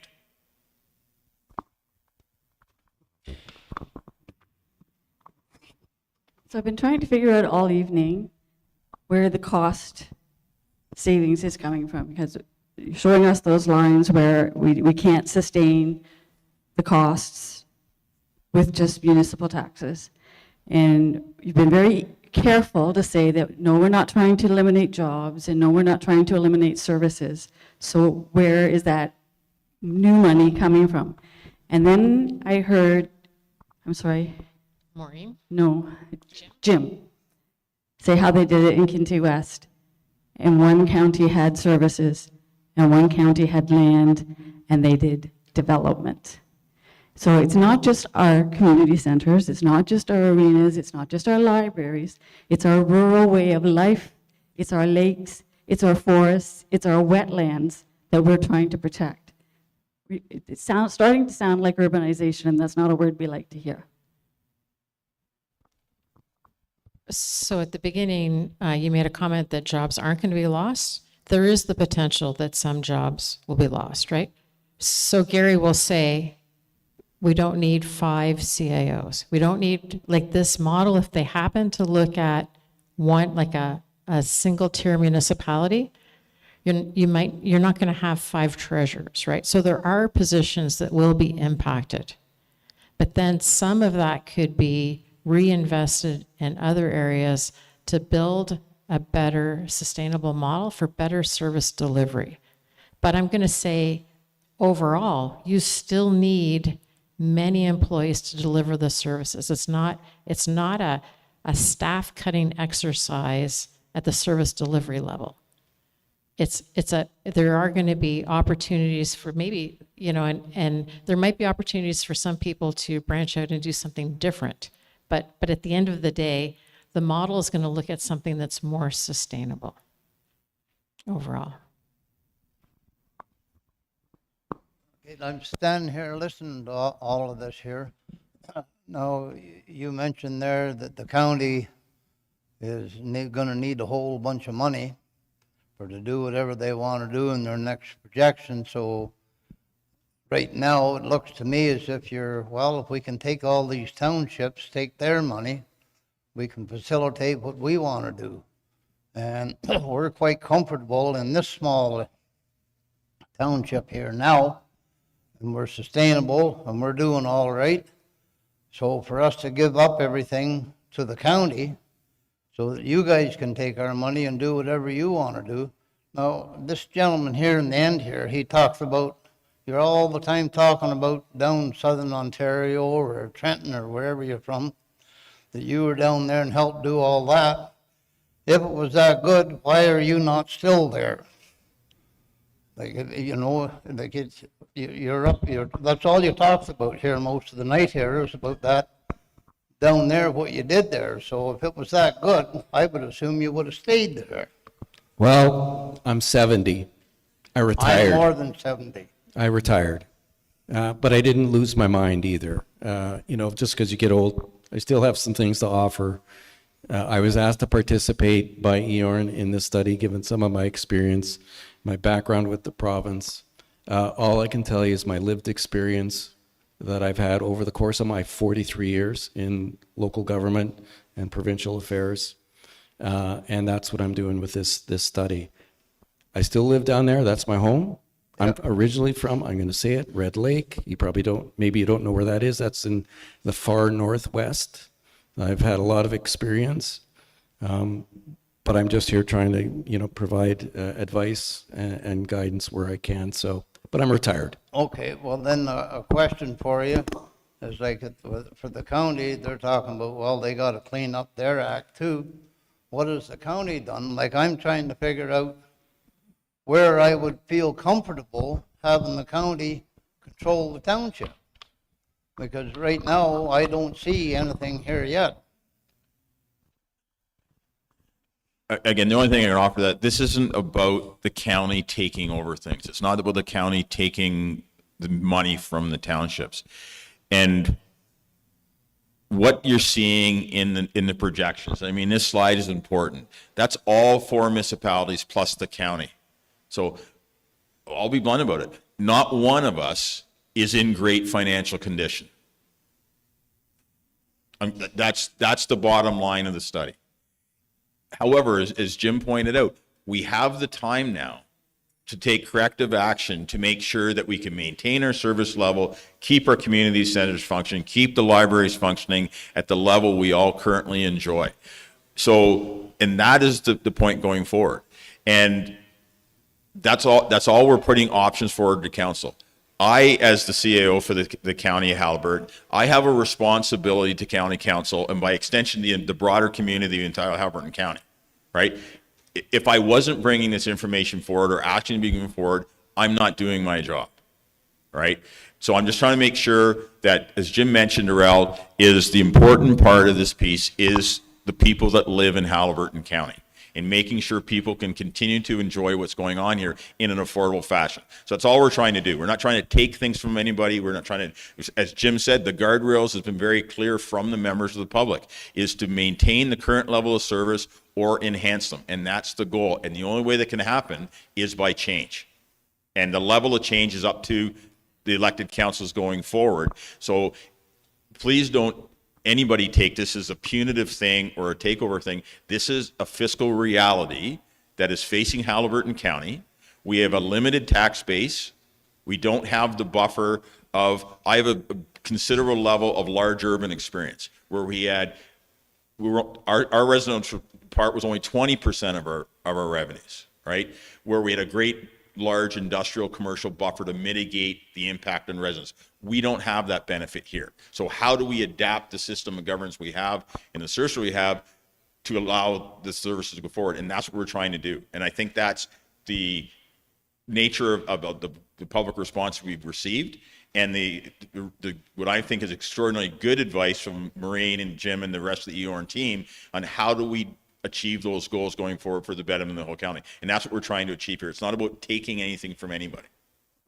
Okay, so then are you going to, or will you have, or when will you have a proposal of what, if you go with this here where you control everybody, what, have you got a proposal or have you got a thought to what you're going to present to the people, that what you're going to do for us and how and what's it going to cost us? Like, we're seeing all these ideas. This is all fine and dandy. Secondly, who's going to make the decision? Like there's 3 or 4 people in county council, and they're gonna sit down and say, this is what we're gonna do? No. So the two parts to your question. So the first part of your question is exactly what we're doing now. We started out with basically a statement of concern around the affordability of not only the county itself as an entity, but the 4 member municipalities as well. And so the first part of that was identifying the current fiscal landscape or the financial landscape, and that's what you see in the report going forward, and what Maureen presented tonight, as well as, and this is a chart, is one of the best representations of it, as well as the next one that shows the potential increase if we don't do anything. But that's what I say. Just let me Okay, carry finish, on. please. So the next part of it is taking the model. So to your point is, what are we going to do? Eorn and Jim and Maureen and the rest of the team have identified 4 models that, in their opinion, are the options by which, as going forward, will to some degree address the problem, the fiscal, the financial or economic situation we're in to variant levels. Models 1 through 4, you can talk about the variants. Model 5, I mean, you could do a number of models. The affordability of them is always in question. But putting the numbers to them and saying, Model 1 is this, and this is what the cost towards number 1 is, and this is the capacity building capabilities of it, reduction of redundancies of it, and that goes through all 4 models. That is the work being done now. And as I mentioned at the start of the meeting, that will generate an additional report to the background report that will be released to county. I committed to county council that report will be finished and presented to the public on December 15th of this year. That starts and that goes to the second part of your question, which is that's when you start seeing, and I think to some earlier questions, that's when you start seeing the models, the cost of the models, the structure of the models, the impact on staff, the impact on things. That's where that starts to develop. And the last part of your question is the decision makers are the people you're going to elect on October 26th. The municipal act is very clear on how decisions like this are made on voluntary applications of the province for structural change. The decisions lie with the local municipalities. So that's the decision making person. It's not me. It's not Eorn. It's the people you elect on the 26th of October. True, but you've got four ideas here, which fine, I understand that. But the question that I'm asking you is, on these 4 ideas, where does the county sit? What is the county proposing to do, whether it's 1, 2, 3, or 4? Like, what is the county's plan? That's what I want to know. The county is just like the 4 local municipalities. We will respond to whichever model is selected. And our role, as defined in the document itself, it defines the role of the county and the local municipalities in each one of the models. So we're no different than the local municipalities, is that our role is defined by whatever model is selected. Oh, okay, well then we'll accept that. Now, yeah, well, give me a second. Okay, then.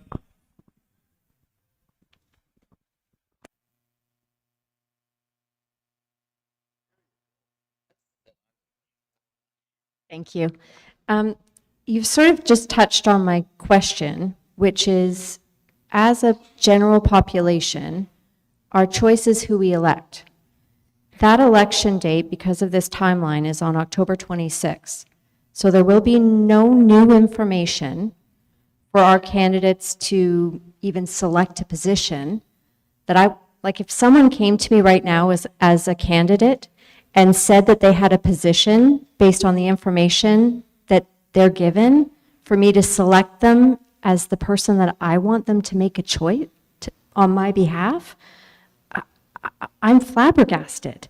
So I'm trying to understand, to the gentleman's point in the back, why this accelerated timeline, or why not move the election until after the study can be thoroughly completed, represented to the councils that have experience in the communities already as an acting council.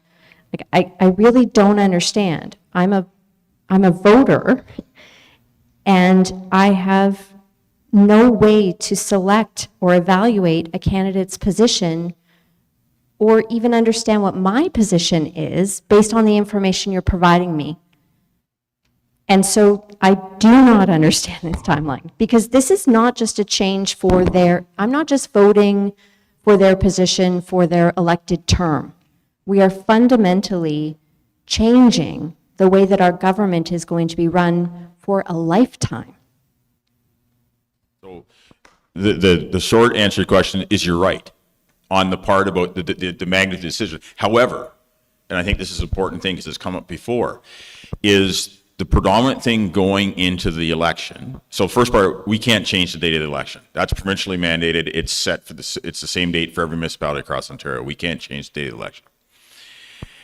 Is that with the information provided to date,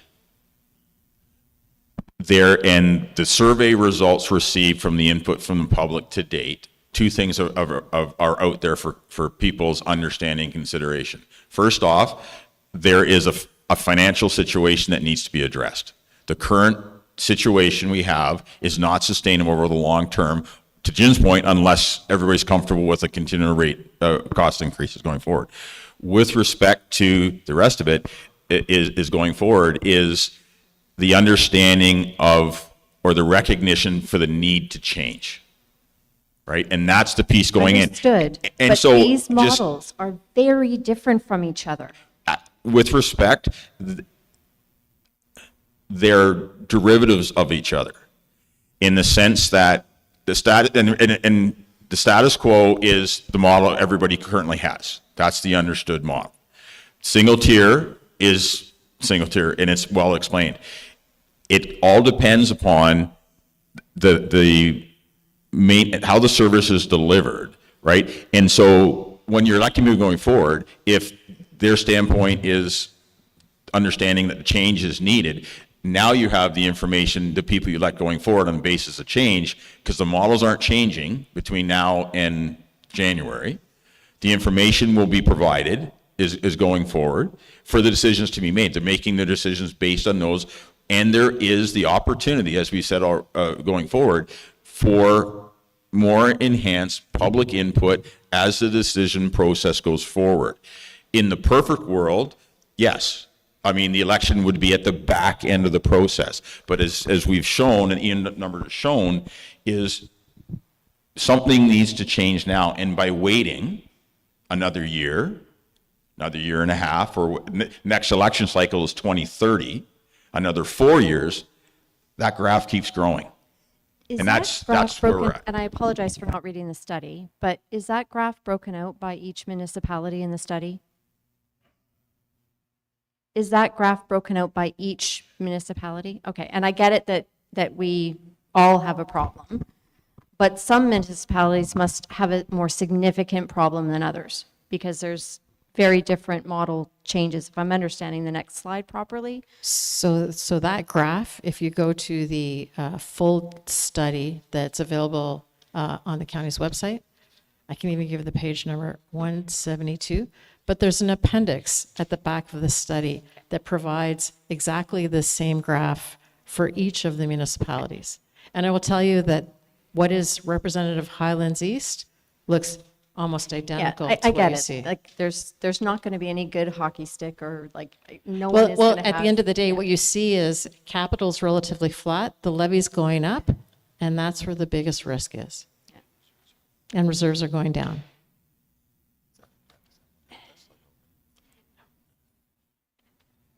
I guess my final question, just so I can understand really the weight of my vote, and really what my choice is and what it means. What's the breakdown of the number of seats that Highland East will have in actually making a final decision on this? How many seats or votes do we have when all 5 councils get together to the total? So as I mentioned before, so the process is clearly defined in the municipal act. So it's your council votes. You have 5 members. There's 5 members of Highlands East Council. Highlands East Council votes. As one? As one. Not one vote. They vote on Yes? in, So out. 5 out of Dice, how many? dice. It's a council vote, right? Dysart votes, Highlands East votes, Algonquin Highlands votes, Algonquin Highlands votes. Everybody, Minden Hill, sorry. Everybody, all the So votes each are. vote is worth 20, each municipality has 20%. No. Each municipality controls their own destiny, right? The question is put before each local council, right? And under the Municipal Act, it said, I believe, don't quote me on this, it is the majority of the municipalities that and control the majority of the population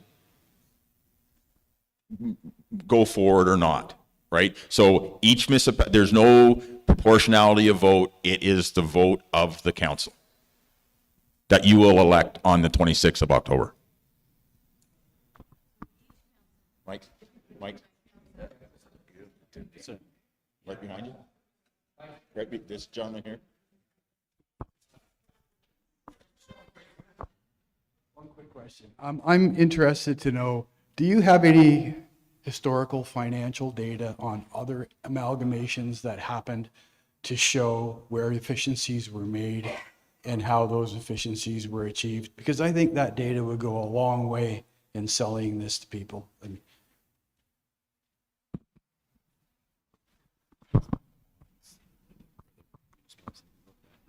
We didn't do a deep dive.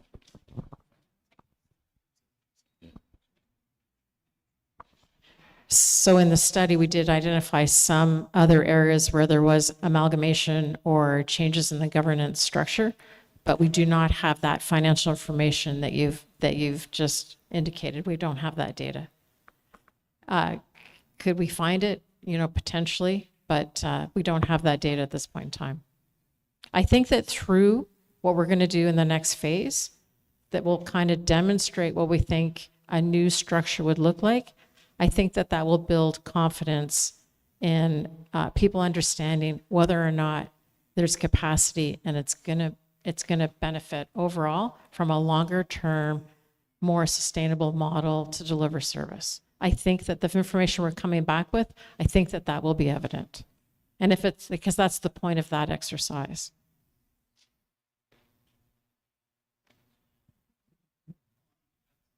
This is more of a statement than anything else, I guess, but you're sitting up there saying about change, tax increases, et cetera.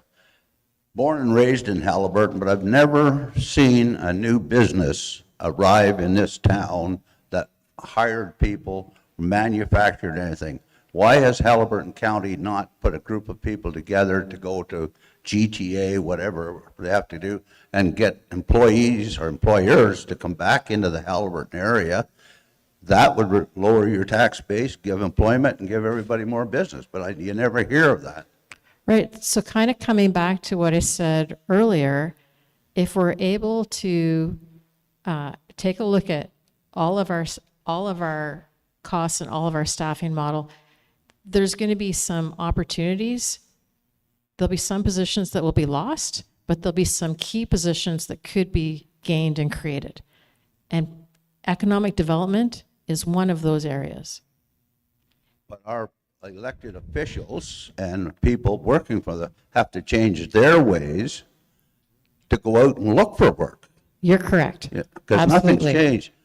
Born and raised in that town, moved over here into Highlands East, and nothing has changed in Haliburton. And I'm 39. You can stay 70.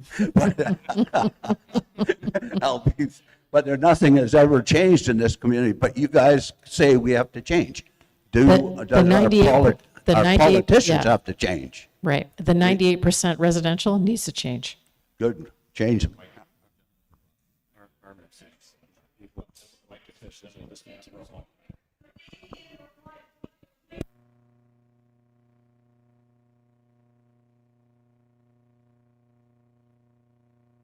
Banner, and I am fortunate to have a cottage in Highlands East. Unfortunately, I only have seasonal access, so I have a home in Haliburton. You've talked about affordability a lot tonight. I think we hit that stop sign a long time ago. I don't think we're affordable as it is. I sit on the food bank board in Halliburton. We have 3 food banks in Halliburton County. We have child food insufficiency running at 23 to 25%. We aren't affordable. We need to look at this in that makes sense for all of us. I love Highlands East, I love Halliburton, but who can afford to live here?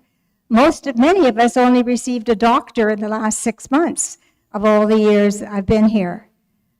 We were with some of the fortunate few who finally made the list. But we have an affordability crisis here.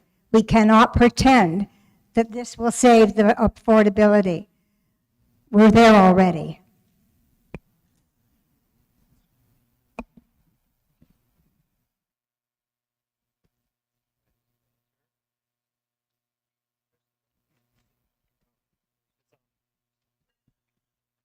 I just want to extend what this gentleman here had to say and what this young lady had to say.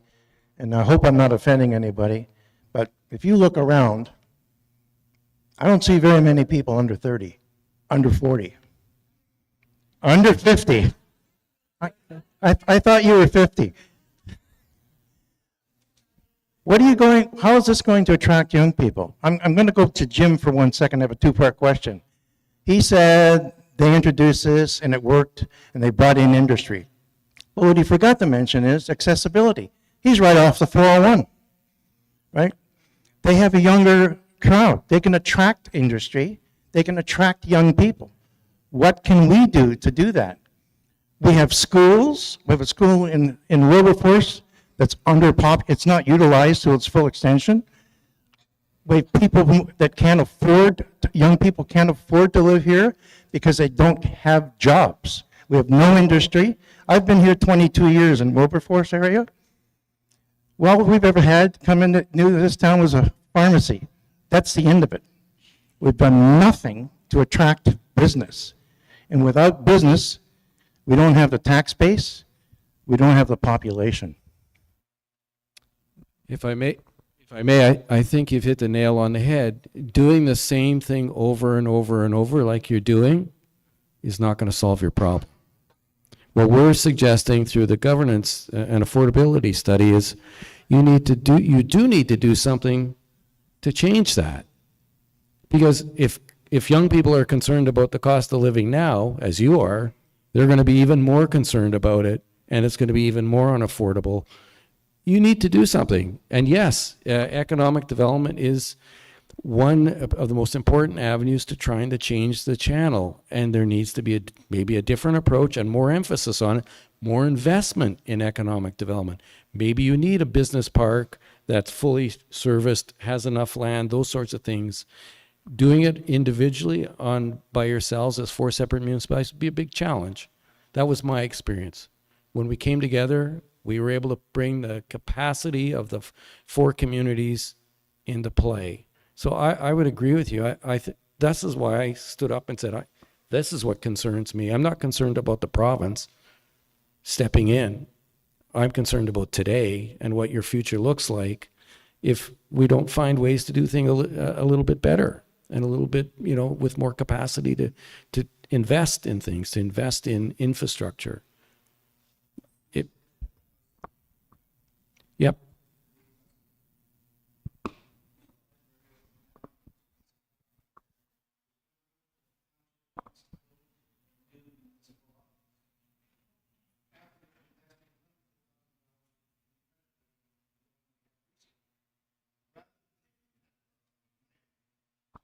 Building affordable housing, renting it up, bringing in new people into the community, and paying down the debt.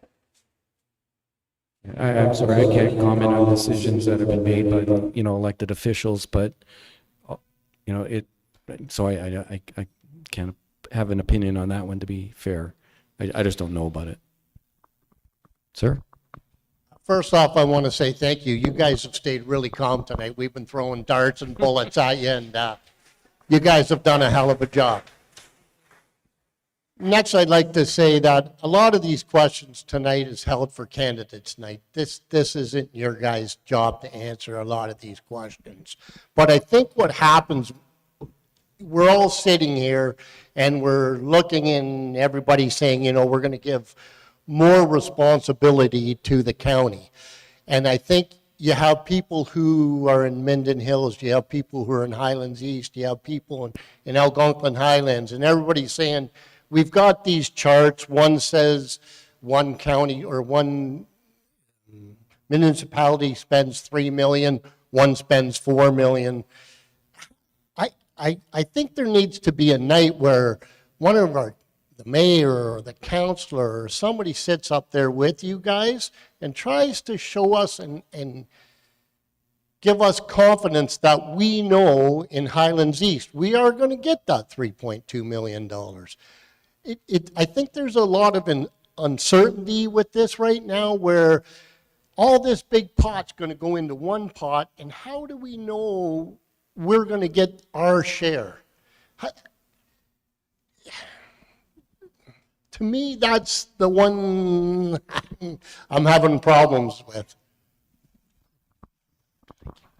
That you raise a really good point, and so that's where we're trying to get to, right? Is so come January, the politicians replace us, which is awesome. But also from the standpoint, and seriously, it's from the standpoint of going forward is as you create, and Maureen's touched on this a lot, and this is the most important thing to take with it, is the greater we can build capacity within any of the organizations. I don't care what model you're talking about. The greater the capacity you build, the greater mechanisms you have in place by which you can address proactively on a consistent basis the needs of the broader community. To this lady's question regarding the vulnerable sector, the food banks, the support mechanisms there, the community centers, the road networks, all those things they're all interlinked. And you talk about economic development. I spent 7 years as an economic development officer tracking businesses. Everything we do is economic development. So if we put the foundational pieces in place for the sustainable a financial network where you don't have spikes in your tax rate, where you can attract people it's affordable to live here, you will attract and create the mechanisms to attract jobs, to attract industry. So as we move forward with this process, and it's these types of discussions are good. Yes, some of the questions are hard, they should be hard, right? But as we go forward, the clarity should start coming in as we can start refining down as to what each model looks like. And then you can really start looking at talking about things about the implementation side I talked about before. And from my background when I was a city manager in the city of Cambridge, we really developed a business case administrative model whereby we were very clear in how we reported and how we identified what we were going to do and how the money was spent, to the point where you can start prioritizing where the expenditures go. So everybody knows where it's going, and it may not an equitable scale, but it's a fairness scale for the broader community.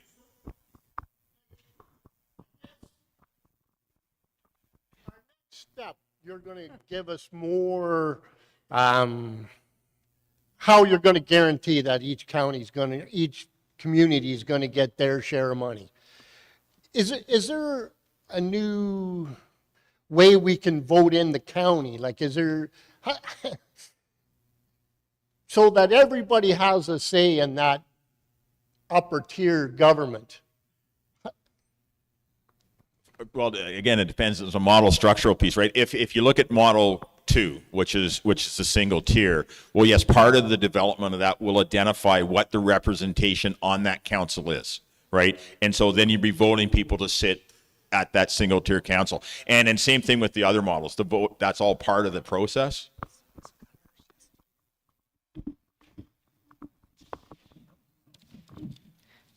Should I stand? Yes. Hi. Gary, I know I've bugged you many times, 11 o'clock at night. I'm getting responses from my emails. I appreciate you. What I'm not understanding is if you're saying that we can put service standards in place right now and assess and do a review, why are we not implementing that before we're being forced to even take a step or look at the 4 steps that you're considering? So I would go, and this is just my opinion, from how we got here. I think if you look back to the service delivery review that was done in 2022, and believe it or not, even just only a 4-year time, it's dated. The total amount of savings identified, and some of them weren't direct dollar savings, whatever, was $900,000. If you look at the charts we're talking about now, we're past that piece of that level of change, doing what we need to do given the financial situation we're currently looking at within up until 2030 as the charts are showing. So while there is some value in talking about service delivery, that was the limitations on the collaboration. The other thing has been shown since 2022, and I arrived at the end of 2023, but so I'm not trying to disparage anything that happened prior to me being here. The level of effectiveness of the implementation of collaborative efforts was limited at best, right? And the reason is being, and it happens not just here, it's across the province, is when you have shared services are tough to manage, right? Because if one municipality decides, you know what, we really don't like that, we're going to go our own way for this piece, it breaks down. And I think we've seen it here, we've seen it elsewhere as well, right? And so that's what EORN has identified, is to achieve the needed level of change that has a positive impact on the fiscal imbalance we currently have. It has to be a transfer of service that's controlled in a certain fashion, but with a corresponding implementation plan that ensures accountability, public input, and responsiveness. And that's what we're talking about. And one last little piece. How are we supposed to trust the people that are currently sitting in an office, that have consistently been sitting in office, to actually have our best interests at heart? That's a question I'm not going to answer.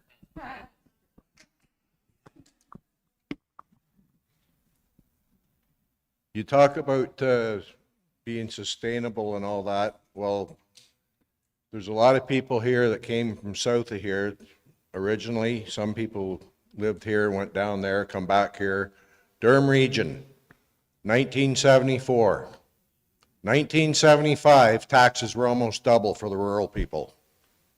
Nothing changed. They didn't get no more services. They didn't get any less, but their taxes were almost doubled. Kawartha Lakes to Trent Lakes, almost the same thing happened. So how are you going to stop that from happening here if you implement one of these other models than what already exists? Well, it's all part, it's no one thing. It goes back to the comments I've made before about the first part is understanding the function and the service levels you want, right? And that's part of what is the services that are needed, the ones that the public wants, and the affordability piece. That's the first part. The second part is creating the form or the structure for it that allows that to be implemented. And then the last part is the holding of accountability of both at the senior staff level and the staff level and your council members, that those things are being put in fashion where they're being said. A lot of the previous amalgamations, there was a lot of factors that impacted rate increases, and that Durham Region was in 1974. I was city manager in Cambridge. It was created in 74, and there was a bounce in Waterloo Region, right? And it can be achieved, but it's the structure and the benefit of what we're doing tonight is by having this level of public engagement, the engagement of all the people that live here, to build that and involve them through. That's how you protect against that. You can't guarantee it, but that's how you protect against it. Hi there. I just want to build on some of the comments that are already here. My concern is I fully understand your forecast and we're in trouble and we're going. We're also having the election and it's that aggressive timeline. Do these new folks that are coming onto council, it could be all brand new folks. I understand that we're getting in trouble, but I also strongly feel we need educated decisions. So are you able to adjust the timeline so if it's a whole lot of new council members, that they have time to not only get up to speed on their council duties, but what's going on with this plan? Because I think, it's important, it needs to get done, but it also needs to be educated. My second question is, of course, I'm very strongly on keeping all 4 of our municipalities. So that plan that you have in there, you have all the things listed for what council would do, what municipalities would do. Is that flexible? Will that get discussed as you go forward? And I have a comment that I want to say thank you, because I do not think that housing belongs in the municipality, it belongs with the province. And thank you for continuing to push that. I'll speak to the first part, and then Jim and Maureen can speak to the last part of your question. The first part is, so the timelines, I personally believe that the level of detail will be there to properly educate both at the public level and the elected official level to make a decision. Having said that, we can't really assess that until we have the first meeting in January. And at that point, as I mentioned before, and I mentioned this at the county council meeting, those timelines from that point forward, they're at the discretion of council. So if council feels that they need more time, they can build that into the process. If they think that we need more information, they can build that into the process. More public consultation, they can build that into the process, right? So that's there. That's part of the thing going forward. So it's not like we have. Yes, I do think a decision needs to be made sooner than later, but you're right. It needs to be, everybody has to understand what they're being asked to do. And that'll be, but I also have a significant, and I've had a lot of councils in my career. I also have, you may not always agree with the decisions they made. I have a lot of confidence in people that are willing to put their name forward and sit at the table to make decisions. It's my responsibility, and Jim's and Maureen's before they decided to retire, it's up to us to make sure they have that level of understanding to make their decisions, and if not, get them what they need to make the decision. And that's my commitment to county council, but also to the local councils as well, that we will get there. And if it takes another month, another 2 months, that's the case. I would just caution against a year. I would caution against a year and a half, because the long-term part of the implementation, it takes time. And as the graphs show, they keep going no matter what, if we don't do anything. On the second part of the question around the specific transfer of services, they are just recommendations, and decisions will make it.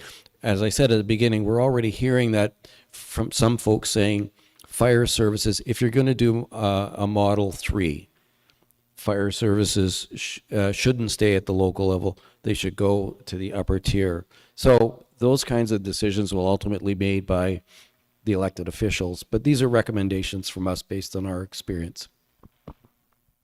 There's always all the pluses, right? But nobody's told us what's the negative of doing this. In every good situation, there's an alternative, there's a downfall, there's a negative. What's the negative? What's the worst thing that can happen? In my opinion, that. Yeah, but Jim, and then again, you were successful because you were, in real estate, there's an old saying, location, location, location. We don't have that location. We don't have that mobility. We don't have the population, the access to attract people to come here. So I'm sorry, I'm glad you were successful. But personally, I don't think this is going to work for us. I hope you're wrong. I really do hope you're wrong. What I do know, just based on my experience, if you stick with what you're doing today forever, that's what your future looks like. So you need to think about doing some new things or doing it differently. It's up to you. If that's okay, and that's okay for your kids and their families, then you can go home tonight and say, thanks for the meeting. But I think what the study is trying to do is say there may be a different way of doing it, and it will take some time. But if you don't refocus, that's it, in my opinion. I'd like to just add to Jim's point. I think one of the biggest dangers is doing nothing. But I also say, again, from my experience, I do think that if we are able to create the capacity within Haliburton County has a lot to offer that may not be the same as Coney West. Obviously, it was rightly pointed out, it was a 401 corridor municipality. It has a different piece. But there are a lot of recreational tourist-based municipalities that's the base of their economy, that when the proper structure is put in place and the capacity is put in place where you can meet the needs for the growth of that industry, of your core industry, you will succeed, right? And the expectation should be put on people to do that, but you have to define what that is first, and then hold people to task for it. And if they're not performing, I'm speaking myself, then find somebody else to do it. but don't not change because you think it's going to fail, because that, without too fine a point, that is what happens if you do nothing. But I think the opportunity exists to do better, and there's a lot of value in Haliburton County to put that in place. Well, if you look at it from a purely economic development, the question was, is the value on tourism? Well, if you look at what our resource is, right, is a tourism-based economy. But there's multiple levels of a tourism-based economy. There's sports tourism, recreation tourism, resort tourism, those type of things. Is create the mechanisms by which you have the infrastructure in place to support that full breadth of what that defined sector is, and then resource it and bring the people in place and equip the people in place to bring it forward. So I think that the opportunity is there, but the change has to come. I promise I'll keep it short. We're running long. I come from a public transportation background, for those of you that don't know me. I haven't had a really granular look at the report, full disclosure, but I don't see any mention of public transportation in the report. Am I correct? And if so, why would that have not been in the terms of reference when we're talking about other critical public services? Okay, so from the first part of that question is, you're correct. It's not specifically in there because it's an evaluation of the current economic piece that exists today. So public transit is a service that does not exist in Haliburton County. It's not a forgotten service, but it is something as you go forward, you need to create the capacity to, it's a very expensive service. You need to create the capacity to allow that service to be introduced in your community. And that's one of the byproducts of the change, of creating the capacity to change. So we're aware of it. We've been trying to put mechanisms in place to go forward with it. It's even in large urban sectors, transportation is a loss leader. It's very expensive, but there are ways to do it. And we just need the capacity to put them in place. So it's an excellent point, and it's something that should never be forgotten and work towards, but you need to create the capacity for it to work. I just think for the economic development of the entire county and the area, it's absolutely critical. We've heard comments from people here tonight about livability, affordability, and that's one of the reasons I think that we haven't seen huge economic expansion here, is people can't get to work, they can't get to school. And that's critical for the success of the area. I just want to close by saying thank you. We may not agree with all the points, we may not agree with your methodology in all cases, but I've been on that side of the table and I know it's a lot of work. So thank you.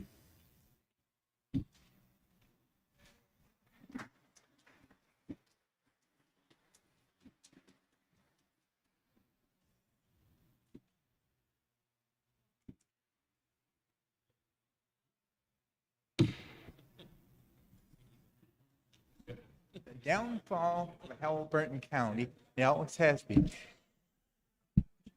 The downfall of Haliburton County, and has always been, is about over a third of it is Crown land. We can't get taxes. We can't do anything with it.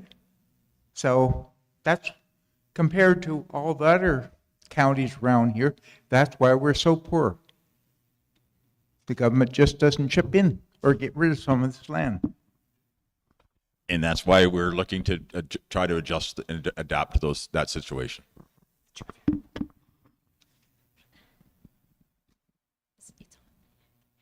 Yes, I have a question about your graph.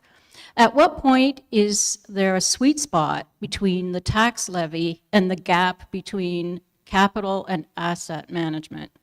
So at what point will the tax levy close the gap? So the guys that I'm sitting with are saying I have to answer this question. So I think what it will tell you, what you want to see, is when you see the tax levy going up like that and you see your capital flat, it means everything you're doing with the tax levy is really just supporting operations. So there's no reinvestment into your assets and your infrastructure. So really what you want to see is, if your tax levy is going up, you want a proportion of that to go to capital. And what you can see is happening here is we're just barely maintaining the same level of capital. And then there's the gap, which this plan says is what you need to do to maintain. So when you think about how you have to reinvest. And I had a really nice suggestion from this gentleman last night to say, like, when you're looking at replacing a fairly big piece of equipment, a snowplow, right? The cost of that 10 years ago is very different than the cost of it today. So you have to be setting money aside and anticipating that when you're replacing those assets and maintaining them, the cost of it is going to be higher. You need to invest continuously more money into your capital. Your capital can't stay the money that's been invested in capital. And there is, in the study that's online, there is a sheet for Highlands East. There's a sheet for all of the municipalities. And believe it or not, they're very, very similar. And so the one item that you want to be mindful of is here's your capital down here, and here's your tax levy going up. This is not going up proportionately like your levy is. And that's what you'd like to aim for. So it's not a percent. The capital budget is not a percent of the tax levy. Well, sometimes when they communicate it, it is.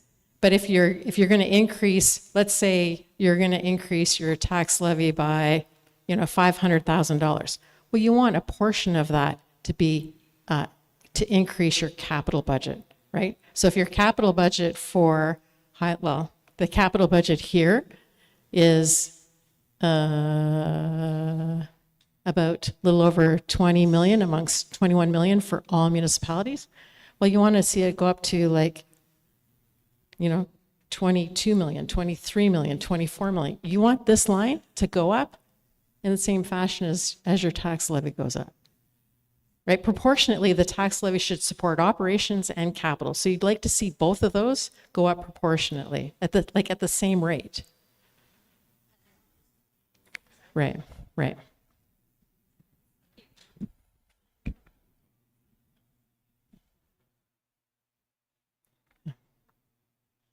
You want to say?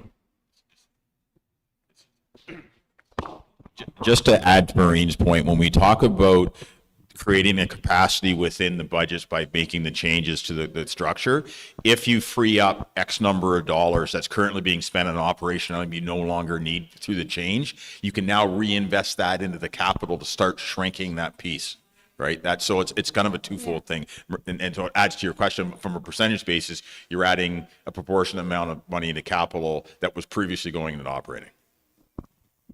When you started to talk about how the final decision would be made, you mentioned each municipality would vote, and then we didn't get any further than that. So can you take us through the decision-making model as you see it tonight?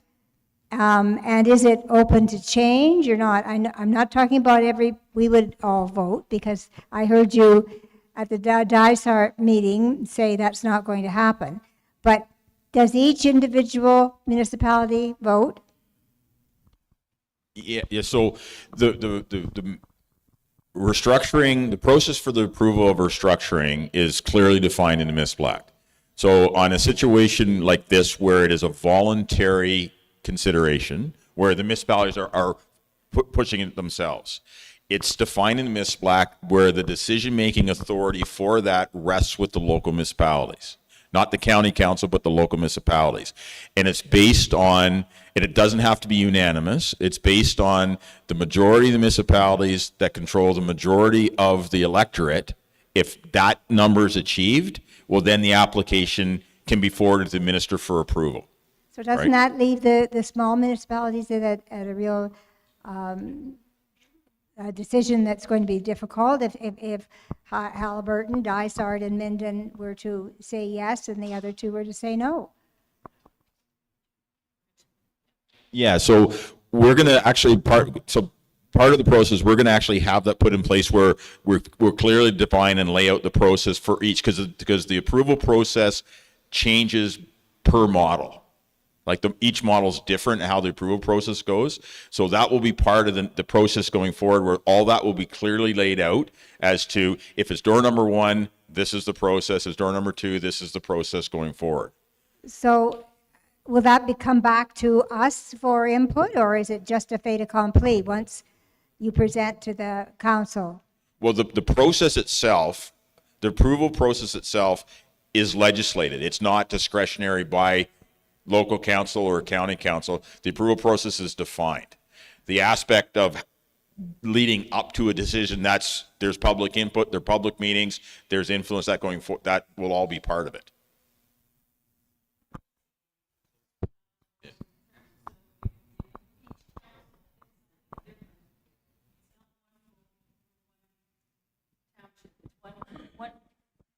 Okay, so there's 4 municipalities. They're each voting. So is that each municipality gets 1 vote and the majority rules? Or are you saying Highlands East vote counts for X percent and Dysart's vote counts for X percent and the majority rules? Or it can 3 counties say they want to do it and 1 wants to opt out?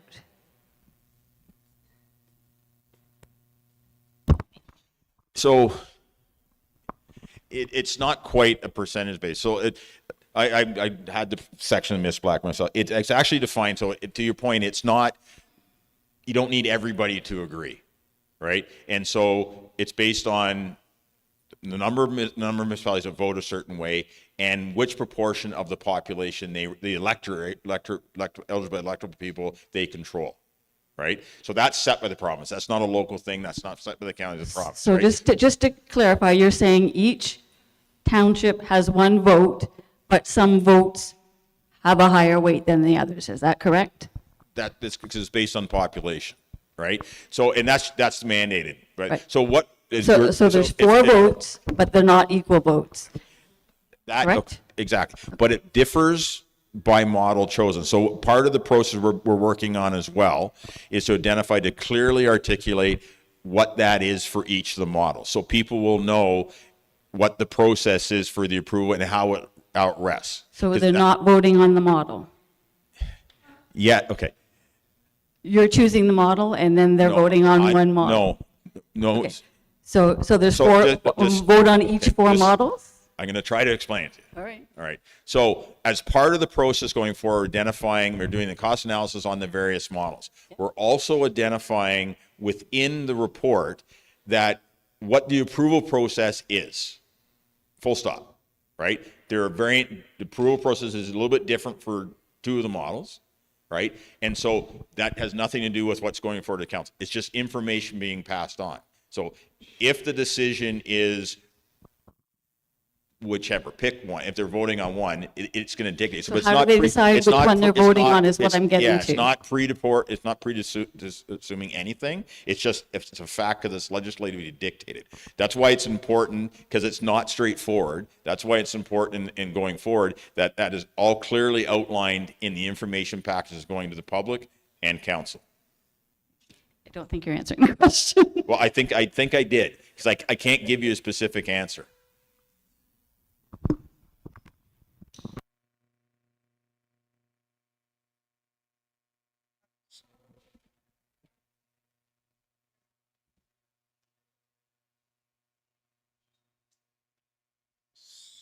So as not to carry on with this too much longer, the amalgamation model, what is the decision process for the amalgamation model under the Municipal Act?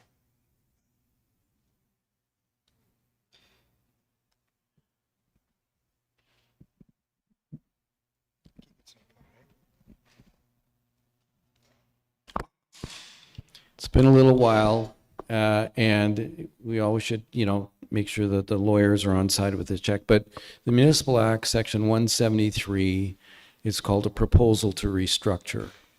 So a restructuring is like Model 3, Model 4, or Model 2. No, not Model 3, sorry, because you still have the, or 4. So the legislation sets it out in the Municipal Act as to the process that you have to go through, and there's a whole bunch of parts to it. But essentially, there has to be consultation, which we're doing, and there has to be an official consultation with the public before a vote. The Minister of Municipal Affairs and Housing may, by order, so it's a may, the minister may implement the restructuring proposal, but the minister has to be satisfied it it addresses, you know, a certain criteria. It's, at the end of the day, the minister gets to make the final decision in a restructuring proposal, which the minister did when we were creating the city of Quinte West. There was I think I referenced it, a minister's order, which sets out all of the details of what the municipality is going to look like, how debt might be handled, or how reserves are handled. So that's one part of it. There's a series of regulations as well in terms of the how local support is supposed to be developed, and I don't have that right in front of me, which is what I think Gary's been trying to explain. I think the best way is for us to produce a question and answer document that clearly lays all of this out in black and white, so that everybody knows in terms of the proposal, rather than us trying to work through the regulations. But Gary's essentially covered it in terms of how the voting will go. The representation of a majority of the municipalities in an area representing a majority of the electors, generally speaking, is the criteria. But I think, Gary, the best thing is for us to produce a document that clearly lays that out for folks, so we don't make any mistakes in it. And it'll depend on if a particular model is chosen, how that happens. So we'll do our best. If I'm interpreting this right, if one municipality doesn't want to go through with it, right? Us, the people, the voters, have no say. We have no choice. We have to do what everybody else tells us to do, even though we don't want to go with that. So we have no say.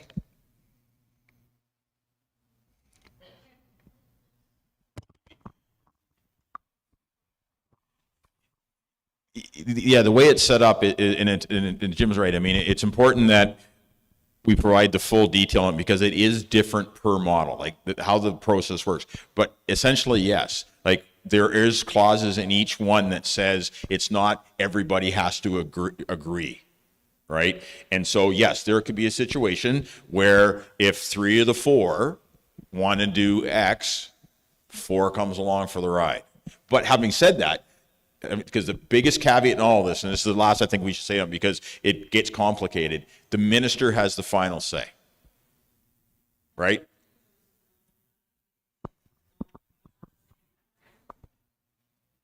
Yes, the choosing of the model is completely at the control of the councils. So you're saying that I'm sorry. So you're saying no matter what, we have no choice. We just have to go along with somebody else decides what's best for us. We have no say in deciding what's best for us. Unless you agree with them. I beg your pardon? Unless you're part of the majority, right? It's up to the councils, right? That's the bottom line. Is it's up to the elected representatives of each municipality. That's the say of the community. Then the rest, then the program, then the approval process takes over as dictated by the province. Okay, I'm a little slow, so let me just back up. So you're saying if our municipality says we don't want to go along with it, we're out. Correct? Not necessarily.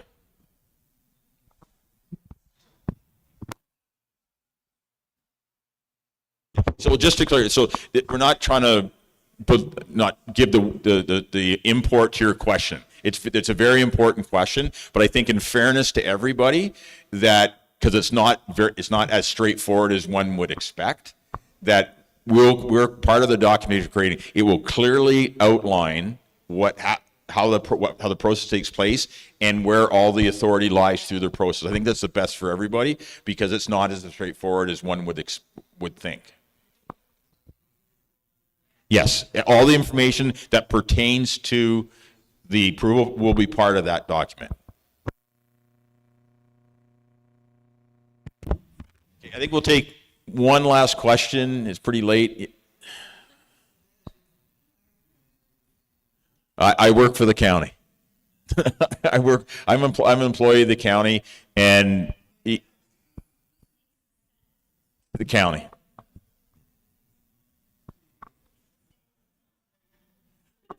I mean, I think I have to address that because I really think this is important, right? I mean, in fairness to the people at the table, in fairness to myself, and in fairness to county council, this isn't a rigged game as some of the implications may have been put in place. This is about the ability to make sure that the economic future of Haliburton County in its entirety is in the best shape it can be.